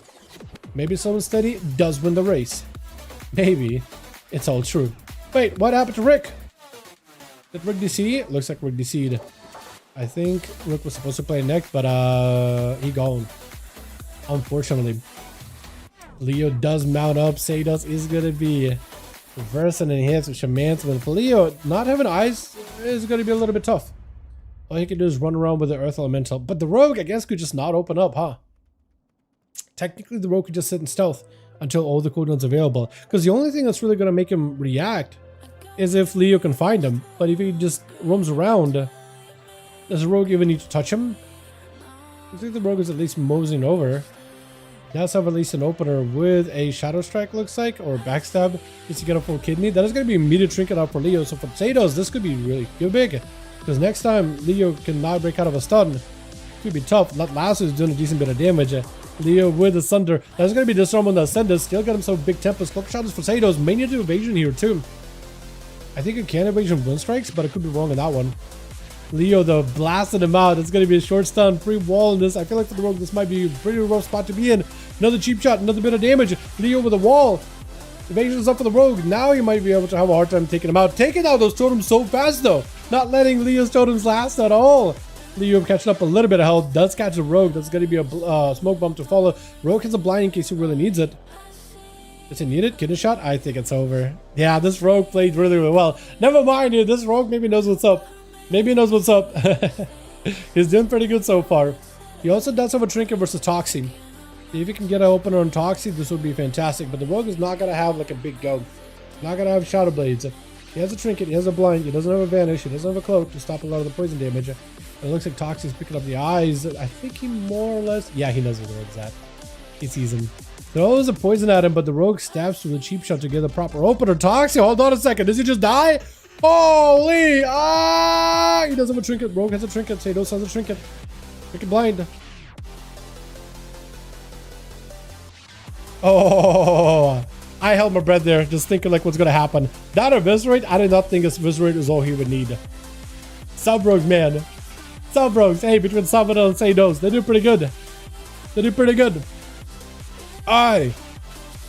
Let's see if we can do another one. We still got groups. Then down to keep playing, because these are fun. 44. Nice. Johnny is ready. We'll see if Kaka is ready. And we'll see if he can send another. Or if he's down. Then hopefully he'll let me know. I honestly did not think that Eviscerate was going to do it. I was like, he has health. But like, the Eviscerate, we need to do all the damage. And sometimes like eviscerates hit really hard and sometimes they don't, you know? The cube really makes me wish Titan Forging, but I know Toxic Titan Forging was for WoW. Yeah. Oh, I saw that they changed the what is it, the how you temper stuff. You no longer RNG things, you just like add a specific buff. It just scales depending how much of it you get. That seems kind of crazy, man. You missed the cube. I don't think I played with the cube. I missed that season. I guess we'll do Blade's Edge. That's sold like 3 seasons. Okay, dude, I haven't played in 3 seasons then. What do you want from me? I didn't play for 3 seasons apparently. Then again, it's been a while since I played D3 and we had midnight and stuff going on. I guess that makes sense. But I like it. I like it. It's a good change. No longer have any RNG. You just gotta find the material to be able to use.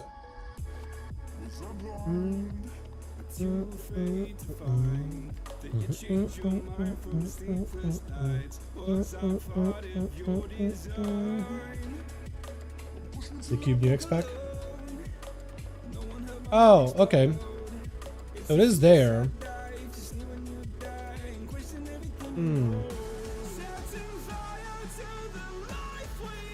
Okay. Has it always been new power? I thought it was like a new expansion. I thought it was like a part of the seasonal thing at one point, wasn't it? Maybe I'm wrong. Like I'm wrong. Which? Got a subscriber on this team. Hopefully we'll get a chance to play it. We got ourselves Satos over there. We got ourselves Mariana. Hopefully we'll get a better matchup than having to fight a rogue. Where's first up? We also got ourselves Cobra over here as well. Rick gotta be first up over on team 2. Last time he wasn't really able to play. I think AFK'd. Did never really get a chance to properly show off. But this time he's playing against Goeris. He's going to go for a fear and just dropping down, summon up more pets. So it looks like he's going to play it a little bit slower, a little bit steady, just letting all those pets eat Goeris the entire time. Wait, what are those pets doing? The demon doggers didn't know they want to come down or come up. Like even Tyrant is kind of struggling too. Yeah, those pets. This map actually might be the worst, might be the most toxic map for a Demonology Warlock because these pets are just running all over the place. They're not really doing much. Fear as soon as Goeris closes the gap. For Rick, he's definitely going to have to get a lot of line of sight onto Goeris from a distance. Get a bunch of handle cooldowns while all the pets are in play. If he's really looking to get himself like a huge setup. So it might take him a little bit of time here to get going. But the pets at the very least are going to be a source of constant pressure. Goeris, however, can root them and just outrun him a lot. So might be able to... Shut up! This ogre keeps yelling in my ear. The entire time while they're just running. Come on, dude. Rick needs to play his matchup, man. Got him some big shields. Why is he doing that? Okay, he's yelling at somebody else. He's not yelling at you guys at this point. 100% he's not yelling at you guys. It might be because like Rogue is in stealth. Maybe that's why, because Rogue is in stealth. Okay, it's gotta be, dude. I might just mute him. I'm just seconds away from muting that big old oaf. Holy. Bro. Actually, though. I might just have to mute him. Actually muting him. I'm not doing this. I'm not doing this. Although it's weird not having sounds. Okay, we're just gonna have to have the guy yelling. I am probably gonna start muting audio for these the dialogues. I don't know if that will do it for him, but we'll see. Shadow bolts are stacked up by Rick. At least he's getting himself lots of pets in there. Overlord finally choosing to go in there. And Goeris starting to take a decent bit of damage. Axos to stop that lasso for a moment. Rick knocked back on the moment. Got himself... Trying to see if he can get himself a bit of a reset. Goeris is going to go underground completely. It looks like Goeris was the one looking for a bit of a reset. Got him some Tempest. At least getting those Maelstrom spending on those demons. While getting yourself a little bit of Maelstrom healing might be the play. So you might just have to start hitting that the Felguard the entire time. Because that thing is just going to keep on you the whole match. So you might as well start zapping that away. That or the Charhound, because that thing is also going to be on you the entire time. Mordecai is Rick trying to see if he can get himself some kind of setup. He's got himself Tyrant too, so it looks like Goeris is going to play it super defensively actually. Pit Lord joins in, is going to do some decent damage, but unfortunately attacking the totem. Some of those pets are also attacking the totems over Goeris, which is very, very unfortunate. Does fair amount. Hopefully more pets. Dude, they're just blasting that totem. That Healing Spring totem is the MVP. It has soaked up so much free damage. It is actually kind of wild. I'm not even sure if the totems can take damage from pets. Sometimes I feel like don't just take damage from random things. But yeah, actually though. Go ahead, just keep dropping totems, man. For some reason, Rick's pets are just stacking that instead of you, man. For one reason or another. Rick tried to see if he could close the gap, finally getting more demons in, seeing Goers playing defensively. He's like, you know what? I need to push in. I need to get some damage going. Trying to land a fear on him. Looks like he's going to land it with more pets, more hand-to-go dodds, more everything available. Should be able to get some more reinforcements going here. Maybe possibly Mortal Call to follow. Got himself a Pit Lord as well. With a port, Goers is actually going to get ported. And actually, I think for him, it's good. I think he's trying to play it more defensively more than anything, though Rick is being very aggressive here. Like, really, really aggressive. Just trying to get him melee on the guy and get this cast in, throw him down with Ascent. That's going to be the Warlock bound out of there really, really quickly. Goers does at least have a couple of zaps he can send whenever he sees him, but needs to turn the attention onto those pets and start healing himself as much as possible. Looking for that recovery. Unfortunately, a lot of that Ascent damage just does not go. So as soon as that's down, yeah, now Rick, I think, is going to end up playing very, very aggressively here. Anytime Goers does not have big offensives, he's going to rush him. Just literally head on, get a melee over him, because he knows that if he's taking a little too long, those pets will not have enough pressure to really tip him over. You know? That's rough. I do wonder if Rick might want to switch over to the other build, because he normally plays Diabolus for Burst, and it does excellent Burst. But we've seen Adwo in particular as Demo play the Soul Harvester, which generally has really good sustain. Like, it's really excellent sustain pressure. Not as big burst, but just the constant pressure. Like, if you're behind the pillars with those pets surrounding you and just taking damage constantly, it can push somebody over to the edge. But Goers is starting to take a decent bit of damage. Though, as long as he got those big tempests, he can land heals. The more of those he can get, the merrier. Again, those totems are soaking up a lot of that free damage. Pit Lord doesn't really get too much value. And Goers is getting so much maelstrom behind the pillar, has those totems down to selling the pets. It looks like he's focusing on Felguard the entire time for Rick to actually summon a fresh new one. That is going to be a bit tough for Goers. It wasn't even a quick summon too, so Rick could always get a fresh new one in case he ever needs it. So maybe Goers needs to do this, is get on Rick, but if Rick is going to be with all the pets, cleave them all down, right? Try to go for the kick. Border Call, Tyrant is going to be on play. If Rick can lock down Goers here, then he's going to be able to get a lot of damage. Fear is huge, but he's going to hopefully go for a kick, trying to see if he can land one. Burrow down for a second. Cannot really get too many casts out. Backing up away for a second. Maybe he can go for an Axos and get even more pets in. Get himself even more summons around the corner. Maybe this will be enough. He got himself a Chaos Mother. That's adding additional burst damage with a bit of that AoE. Short-lived, but it is AoE. Axos to follow. Rick trying to see if he collapse everything. Goers, does he have the Maelstrom? Doesn't have Ascendance. Actually, no, he does have Ascendance now, so if he can get Rick at a great spot. Rick just ported. I don't know if he can Gateway. If he can land inside him, that's going to be huge damage, dude. Those Wind Strikes are going to be massive, and I don't know if Rick can really outrun him. Unfortunately, Rick does drop down, does hit a Wind Strike, takes a huge hit to the health bar compared to how much damage he's taken so far. But for Goers, he's A-okay for the time being. Mortal Call, Ascendance does fall. So for Goers, he's back up to playing it super steady and super defensively. Wall is available for this man as well. Axe Toss, that is going to be a Ruination. Hand-to-go downs, charging in. Unfortunately, the Tyrant is only available now. Would have loved to have a Tyrant with those hand-to-go downs and Ruinations, because there would have been even more pets that he could summon. The Tyrant is still in play, bumping up all those pets. Goers landing a couple of those cheeky Tempests onto Rick, actually getting himself kind of low. Though trying to play this cat and mouse game with a Warlock, it's a little bit of tough. Lasso, hold on a second. If you can't interrupt him, does go for the trinket with a fear. Shields up for Rick. Hold on a second. Goers trying to go for a bit of healing. Axos might have secured the win, and Rick barely does get a kill into Goers, though it was definitely a hard-fought one. It took a lot for him to keep the pressure on Goers the entire time, but also to lock him down as well. That is not easy at all. What's up, Sai? How you doing, my guy? Hope you're having a good one, my dude. It's gonna be fear spammed on the pets, and Succubus is gonna get feared out. Rick is gonna have to focus, and Succubus actually has himself an extra target, so he can like build a lot of those hand-to-go downs off of that. And Cobra, also being a Drakthir, can use the mobility to catch up to Rick. So at the very least, there is going to be matched up knockbacks on each other, trying to knock each other from the pillar. I'm pretty sure only Rick's connected though. He got himself more instants with a couple of ports right on top of him, so he knows exactly where he's at. Mortal Call by Cobra, but it's going to be the Felguard actually caught up to get an Axe Toss fear. Reflect for a second. Rick is going to get feared. I think Rick might have feared himself there, right? Maybe big gateway for Rick. Got himself Tyrant. So if Rick can now get some damage while the Tyrant is in play, he's going to be in a good spot. Mortal Call, but if you're trades, dude, they're trading CC with each other. At some point, Rick is going to need to have some sort of advantage, right? Fear, unfortunately, is going to be incredibly DR'd. Literally does not fly. Cobra got himself a couple of instant casts. More pets are getting summoned up. Rick actually putting in some decent pressure. As Cobra is surrounded, is going to go for a port. Rick is way up above. Bolt is going to fly in. Rick will still avoid those as best as possible, especially since the other guy is playing also Diablo, so those bolts for Desert Warlock are going to be a huge, massive portion of his damage. The more than he can get, the merrier. Does fear the pets. Unfortunately, does not connect with Rick. Rick is actually in a decent spot to avoid it without Mortal Coil. This is where Rick possibly could make some work because Cobra's health is not looking that good. Although I think he might just have to go for a full setup. Succubus does catch him. It does have a wall too. Does Rick have anything to follow up? Because Cobra is going to be very, very tanky right now.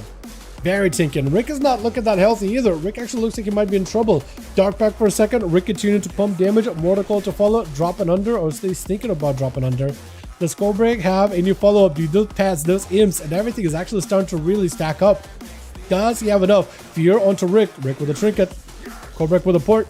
Just try to see if he can get himself out of there. Is this enough though? He's going to be able to live. Warlock Hellstone has a Mortal Coil, so at least he can maybe connect with Rick. Maybe a Fear. Does have a Succubus to follow up. Soulfire, is this enough? Or no, Soulfire does not go through. I was thinking it might. Axe Toss, and it's going to be Infernal Bolt. Yeah, it's over. It's over for Cobra. Unfortunately, it is over for him. He can try to drain to maintain himself maybe a little, but a hand to go down is going to collapse him. That is not easy. Both Warlocks fought each other tooth and nail, but there's only so much you could do. Cracker even making sure to back away so Rick gets a proper breather, so Cracker starts at the very beginning. Starts at the very start of the arena. Immediate port out for Rick. All you can do in that situation is go for a port. But it's going to be Cracker trinking it out really, really early. Is going to get ported out as well. Man, at least he got himself the angle, but he knows that Rick is going to go for a port too, right? Can Rick? Yeah. Oh, never mind. He cannot escape the spear. I thought he could, but he can't. Trying to go for a turret. I don't know if it's going to happen. Doesn't have an out. Wall is available for Rick. Cracker with a parry. Just trying to see if he can funnel all the damage into Rick. Rick is holding his ground, trying to summon up even more demons. As he doesn't have a port. He does have that glide. He can always keep gliding away. Yet another gateway. Staying up above. Sending more pets. Cracker finding himself super, super low on health. May have to go for a rallying cry. I don't know if he's got a big shield. May just need it here. Not in a great spot. That's going to be more demons from around the corner. Cracker picking up whatever health he can.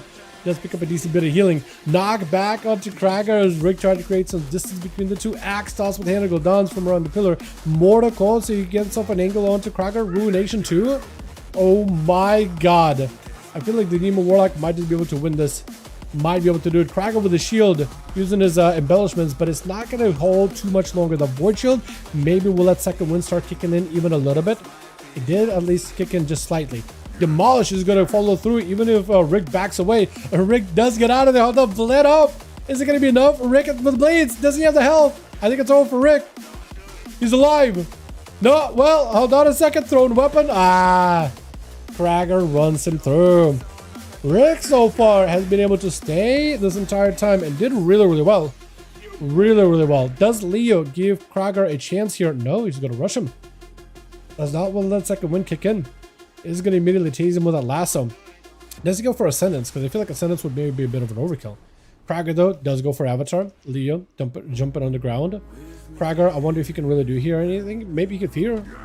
Totem. Stun trade. It's pretty nice. Drink it out for Leo. Does go for a disarm. Does Leo burn his Ascendance here? I think he really does not want to, right? Spear is down. Cracker, do you have any more shielding? Parry available very, very soon. Yo, Leo's health is not looking good at all. Stun him really, really short. Battle stance for a second. Looking to end him. Quick fear. Do you have one big go?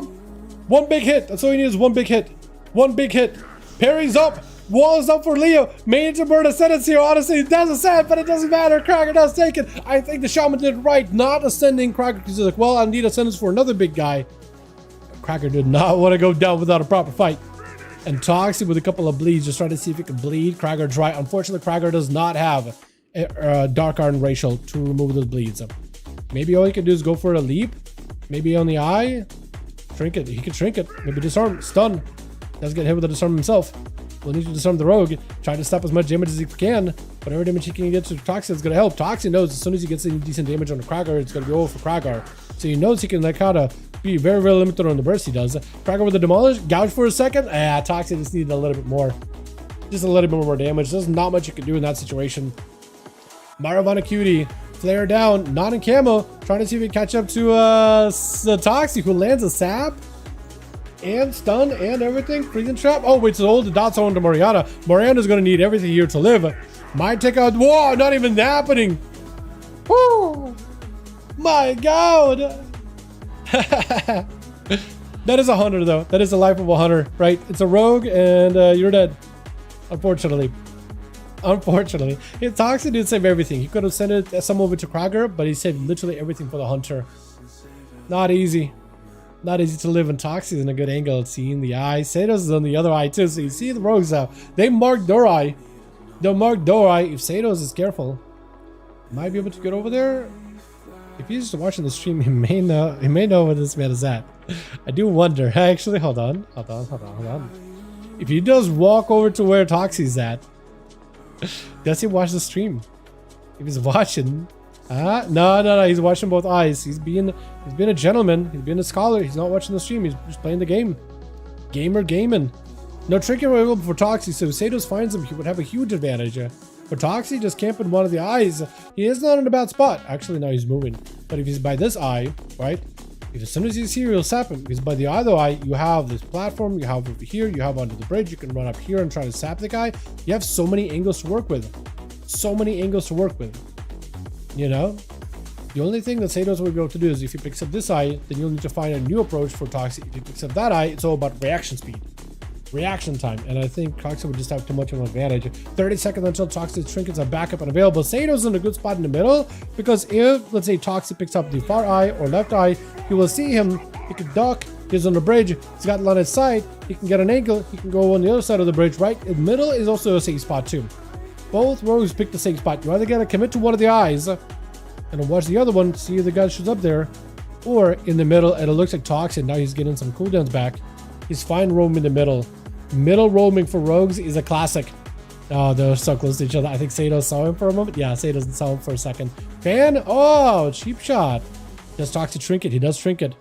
Getting the dots on the Satos with a cheap shot to follow. Satos with a trinket too. Toxic does get the dots though. So Satos could be in a rough spot. They're not going to be able to stun each other for a second. Kidney does have all the dots. Satos could just be in trouble. Bleeds are too much. Holy. Toxic. Yeah, this is why assassination rogues are kind of nuts. Yo, Rig did a lot of damage though. Ton of damage to these boys. Jesus. That's so much bleed damage. That was great. Alright, let's see if we can get us another one, if possible. Alrighty, boys. Let me know if you guys want to go again. Or if you're done for the night. Because it is getting that time of the night. 3:45, I think it is. Yeah. Okay, I'm down. Yeah, Krager's asking for one more. Krager's seeing if we could do one more. You sure? I don't know.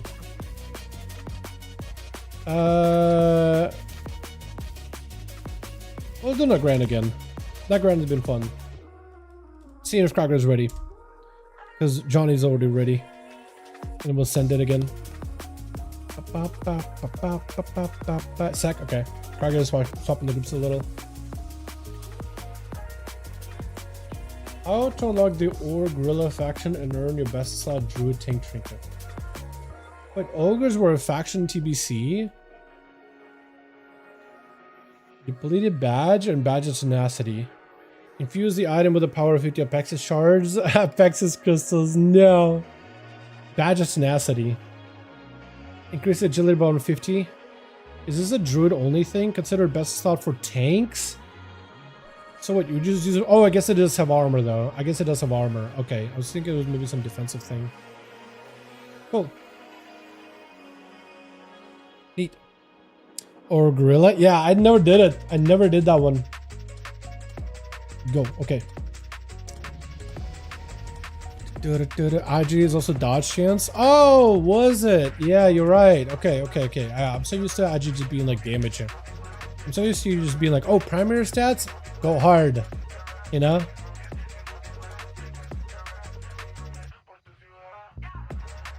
Yeah, I didn't know. Forgot about that. I guess it makes sense. Yeah, wasn't it by Wrath they started to make like tank trinkets for all tanks, healer trinkets for all healers, DPS trinkets for all DPS type of thing? Because I know in vanilla, like certain classes use really obscure items to like make the class work and do damage. Whether it's crafted pieces or whatever it was. Right, some very, very niche items. That was a pretty big thing back then. I didn't know TBC was also like that, but I guess I know something I already played. Guardian Druid was a meta tank purely because HP and his dodge chances and cap going into Sunwell. To the point where they make an aura nerf specifically for Bear. That's crazy. Crazy. Wild stuff. Alrighty. Which? It looks like it's going to be Saya first up over for the team 2, and it's going up versus Satos the Rogue. Sub versus Pally. Cooldowns for cooldowns, essentially. It's just going to be a game of trades. With Shadowblade, I trade you Lay in Hands. I trade you a Dance. I trade you a Bop. I trade you another Dance. I trade you a Bubble. One of them dies at some point. Здорово, Mr. Lennon. Thanks for Petnik. Oh wait, you said hello, Mr. Dalaran. Thanks for 5V5 the Kragar. I don't know why I translated. Boris, how you doing, my guy? Yeah, why did it translate? I was translating it from English to Russian, expecting that to be the YouTube chat on streams has been doing auto translations. And normally when I see translations, I'm assuming it's somebody speaking in Russian. So I'm auto translating it already, trying to read the chat. No, you just said in English. You just decided to translate English to English. For one reason or another. Satos with the Cloak of Shadows. Saya, Bop. So did trade actually. We did see a trade. Though Satos did trade a Trinket as well. Saya does have a Blessing adaptation. Not Blessing, but adaptation. So you will have to sap it. You will have to guarantee sap it. Definitely have to sap it. But you can't open up with the Kidney Shadow to Saya. Unless you sap, then maybe Kidney. So Satos is going to have to play this a little bit more carefully. He also does not have vanishes. Oh, where does this trades? Cheap shot in the opener. Does get some damage. You know Saya is going to go for a Hodge, right? All you can do is pre-fainted.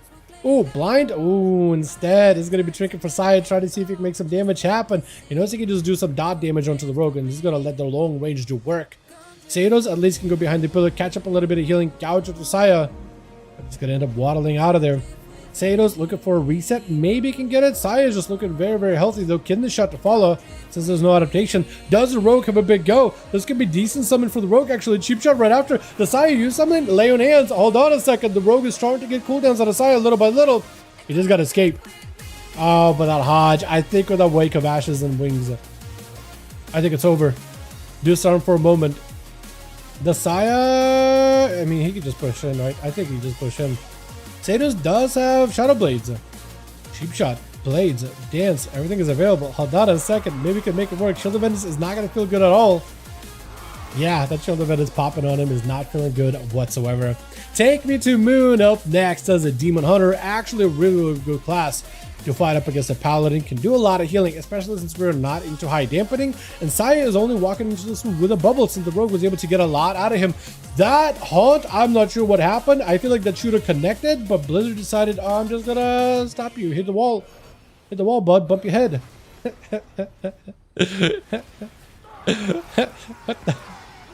Bump your head. Now you gotta reroll Paladin. I'm joking. Of course I'm joking. Blind to follow. Saya trying to get himself a bit of a breather. Saya is still holding on to a bubble as best as he can. Imprisoned does not break adaptation. I am surprised. Will it break his Chaos Nova? That's a full stun, right? Whenever he gets it. He might. Blessing a Saying, though, is going to stop it. Hodge on to Take Me to Moon, but he's able to live this just fine while meta is active. As long as he can keep hitting Saya, it's going to be okay. Sigil of Misery does not connect, unfortunately. That's huge. Cleaves out for Take Me to Moon. He is going to have another... Yeah, adaptation does get procced by the Chaos Nova. So Take Me to Moon is going to have to get himself another meta before he picks up a lot of healing. He got Hunt coming up very, very soon. Is going to go flying up in the air. Got himself the big bombardment from the sky. Is going to do some decent damage to Saya, but also is going to give him a decent bit of healing too. As long as he can get himself a good angle, good blade dance. He knows there's going to be a stun out of Saya at some point here, so you might need to get himself a backflip with it too. Big glaive hit, darkness down. Saya trying to see if he can hold back the Hodge. Is going to use it as the wings is about to fall off to try to land whatever damage he can towards Take Me to Moon. The man does have meta back. Oh, in a minute. He does have Haunt though, so that's going to help him a ton, and it's going to give him a lot of pressure, a lot of damage. Saya actually might be in a bit of a hurt. Might be in a bit of a worrisome situation. Stun is going to put him in a bit of a rough spot. Bubble does come through, so Take Me to Moon just got to live. He does have some movement, so it's going to give him shielding. He does stay up in the air a little bit longer after a vengeful retreat. If he can stay up in the air for a Hodge too, that would be great. It's going to be a Hodge as soon as the meta comes through. Trying to see if he can waste the Demon Hunter's meta so he can get that leech healing. So I think that's the play that Saya is playing into right now. So Demon Hunter, however, does have Ivy quite often, so he's going to be able to use it more regularly than anything. If present for just a second, he knows there's going to be a adaptation at some point. Blessing a Saint, so he might just have to account for that. High beam is available. No Hodge out of Saya. But for Take Me to Moon, he's able to get at least a little bit of healing here. Does go for a bit of a backflip though. That's going to be lots of damage out for the Paladin. Hold on a second. Meta is in play. Does go for the Hodge though. Wait out the Demon Hunter form long enough. Take Me to Moon needs someone to heal. Hodge. Oh, that's rough. That's rough. I thought that maybe he'll be able to pick up a little bit of health. But now Saya is left with nothing. Maybe he has Lay on Hands, but it's going to be a lot of immediate trinket. Not going to let Saya keep running amok. Taking him out. 2 down for team 2. So the Pally got to put him down real quick. That's a fantastic looking map. It's so good looking, dude. It's so good looking. They made it a pretty rough grind, though. Not fun grind at all. Crazy. It's going to be a quick sap onto a lot of Shek with a full bleeds, full everything. That's going to be toxic. Everything. Kidney shot goes through. Local shadows. He does use Kingsbane. I'm pretty sure Kingsbane damage does go through, but the bleeds do fall apart. And it's going to be vanish out of Toxie. I wonder if Toxie's just going to see if he can hang around and spend time with a lot of Shek, or if he's going to play it super slow and steady. Blind sap just to make sure the eyes get wasted. Interesting. Interesting. I wonder if Toxie is just going to wait until all the cooldowns are back, or how is he going to play this one? I wonder. Wake of Ashes is going to be the Paladin catching him real quick. Road to follow is going to be cheap shot, but Blessing is saying keeping the Paladin out of CC. Gouge right after. Trinket does get used, but a lot of CC does break really quickly. Just for just a moment. But the Paladin just got to wait until the next wing is available. Next Wake of Ashes is going to be huge. Kidney, not going to last long, but for the Rogue, that's long enough for him to catch a reset. Didn't even need a meld either. Did he vanish for that? I don't know if he did. He might have. I feel like he would have had to use something. I think it might have been a vanish. Isaac picked up a Paladin. The Rogue does have a Kingsbane. I just don't know if he's going to go Kingsbane dry here by himself. It might have to. Tap on a Paladin. Maybe this is a go. No, he's just going to wait. He's just going to wait. The question is Aladdish going to be able to blind or bubble it correctly? So I think that's what it might come down to, is the Rogue Toxie going to wait for 30 seconds until Deathmark and all the dots are available, have a full go, and it's a question on Aladdish when he bubbles. By then, Toxie is not going to have a trinket, or is he going to go for a bit of a light go? He's going to try to have a light go without it. Huh.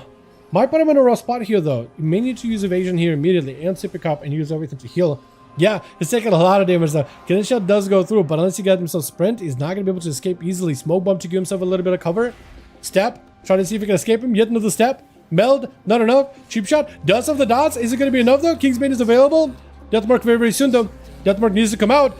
Bubble immediately. The Paladin last time bled out to the Rogue, and he's not about to let it happen again. Cloak by the Rogue with advantage. Hold on a second. The Rogue actually did escape. I am amazed. I don't know if Toxie has much more fuel in him at this point, because he used a lot of cooldowns. Big cooldowns, in fact. So I don't really know what he can do here. I don't know if he can continue on for too long. It really, I mean, he could maybe go for bleed setup, but yo, the Wake of Ashes just to get the dot of the Rogue. Yeah. Yeah. Maybe Toxic can blind him. Sap them. He's actually out of dots. Barely. Is Toxic gonna wait until full cooldowns again? Because I think a lot of Shek may die from those. He's gonna be able to get a trinket. But like, can Assassination Rogue do anything here? Can he make a play off of just the Kingsbane? Because he does have a trinket. He just doesn't have any defenses to follow up. And he only has cheap death, but that's not gonna save you against Paladin Burst. Like maybe if the Paladin was near a wall, near one of the pillars, you could get an opener. Kingsbane, Kidney, go behind the pillar. He's trying to see if he can have himself a bit of a go without all that. Kingsbane does go through. Trinket immediately. Kidney shot right after. The Rogue with a Shiv. Just gotta let those poisons course through Aladdish. Maybe this could be the play. Gouge for just a second, but the Pally does not sit it long at all, though. Into a step right after by the Rogue. He has no health at all. He just has no health. But the dots are off. Maybe he can get himself a reset. Hold on a second. Maybe he can actually get himself a reset here. Barely does get a reset. 20 seconds until Deathmark is available. Wait, maybe the Rogue is still able to get a lot, because I think he got a human racial out of Aladdish. Yeah, he's not gonna have a trinket anymore. Maybe a Lay on Hands, but Aladdish is, or Toxie's gonna have a cloak. He's got evasion. He just doesn't have a trinket. Toxie just gonna find a way to deal with Aladdish. I think he picked up the eyes.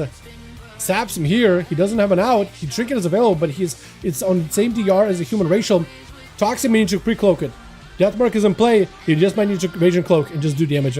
No, Hodge is enough though. He needs a cloak. Insta cloak with a kidney shot. Lay your hands by the paladin. Maybe it's not enough. Hold on a second. Toxic with the vanish. I think you go in and go road him again. I think you go in and re-go road until you can't heal. Keep pumping damage. Big in Venom. One more in Venom. You got the bleeds. Cheat death procking. Faint. That's all you can do. Does the pally die? No, the dots are not enough. Although it's not letting his ult recover. He doesn't have much healing, but it's just not enough damage. That was such a close duel though. A lot of Chick is using the Wake of Ashes to prog the Dawnlight. It's just looking for a full reset.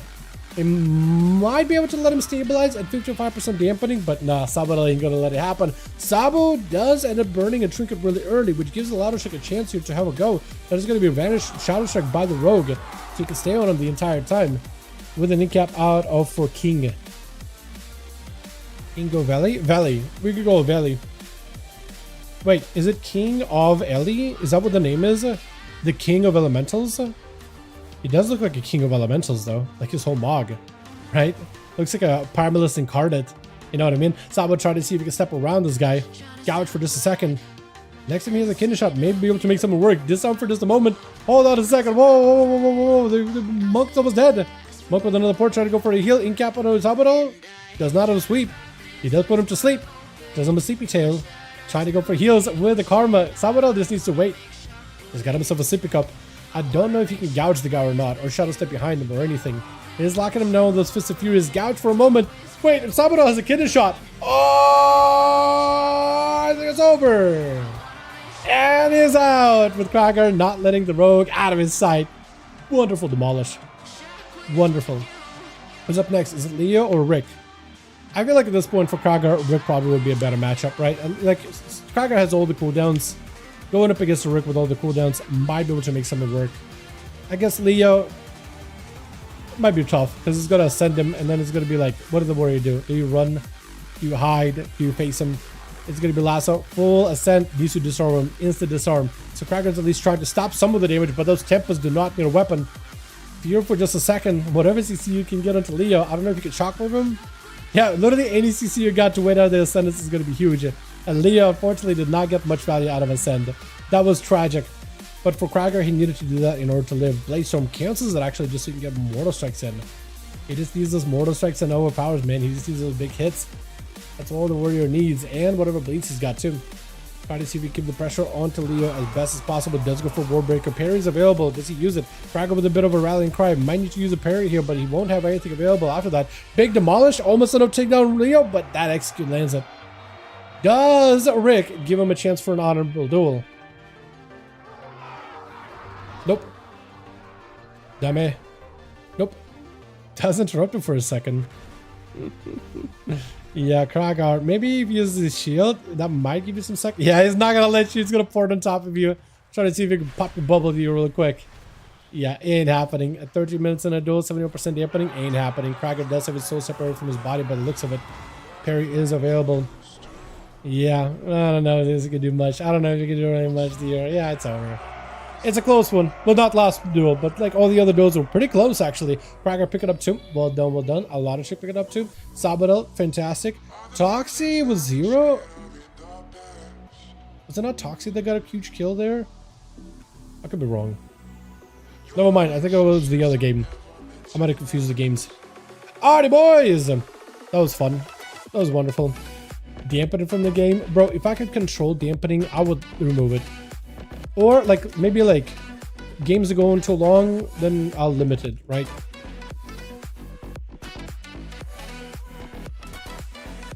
Hell yeah.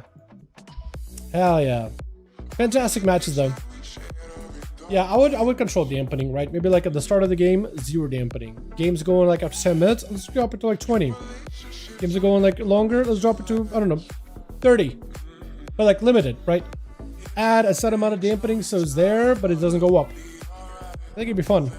And then everybody could play at full power. But then again, we'll have duels like what Krager and Rick was doing for a real long while, wouldn't they? This is fun though. I enjoyed these a lot. Boy, it's super fun hanging out with all of you. If I'm on later, I could just message me. I'll come run Pits Farm for glyphs. And you can AFK at the start. Can I even do Pits at level 30? Don't I need to be max level for Pits?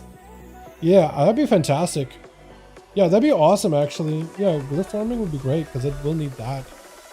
We need a lot of that. Honestly, I don't remember what level you pits. If I'm even on, I have a lot of work I should be doing tonight. You can do pits as part of leveling journey now? Oh, okay.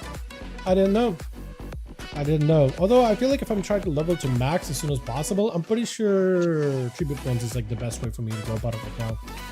That or hell type, but I think tribute runs gave me a lot more levels.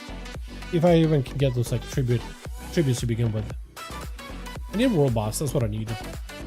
Is the world boss up in 30 minutes? I might have to go to world boss if he's up at 30 or 20. GG's everybody. You guys are wonderful, beautiful, super fun hanging out with every single one of you. Duels are always a blast with you guys around. Tomorrow we're going to be doing duels over on the NA region. Hopefully this will go by well. But NA duels, definitely, you guys blew it out of the water. Super fun. Thanks big time to Krager for bringing in the homies. Always fun with you around, my man. I think it's up at 30. Wait, perfectly? Okay. I might just have to do it. I might just have to do it to him. Names. Right. Yeah. I should send it. You guys have a great one. And I'll see you tomorrow for even more games. But we had a lot of... I need to go back and look how many games we actually played on EU, because I think we played a ton. I also need to get my dungeons done this week, man. Once my rogue completely, like, finished with his gear. I got myself the Mythic C8 gauge trinket. I have a Mythic Crown trinket, which is still really good. I have my weapons, best in slot, pretty much. Actually, they're best in slot. Even the Arator one, I think, is kind of like... That's so much crit, it's not even funny. I don't think I need more crit. Especially if I get the one helm, that'll be like actually giga crit. But yeah, I got so many items now. It's like pretty sure my rogue is best in slot. I just need to get Mythic Crest and upgrade everything at this point. That's all I can do. But yeah, you guys have a great one, and I'll see all of you in the next one. Alrighty, boys. Alrighty, peace.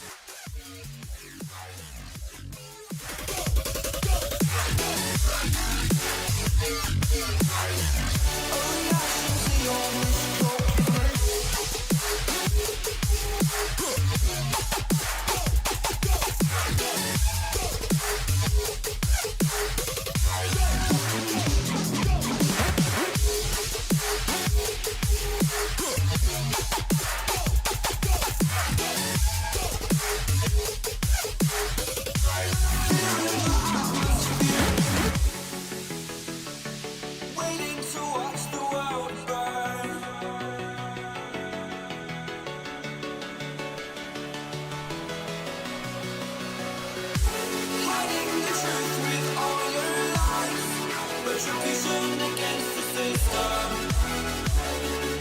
Why?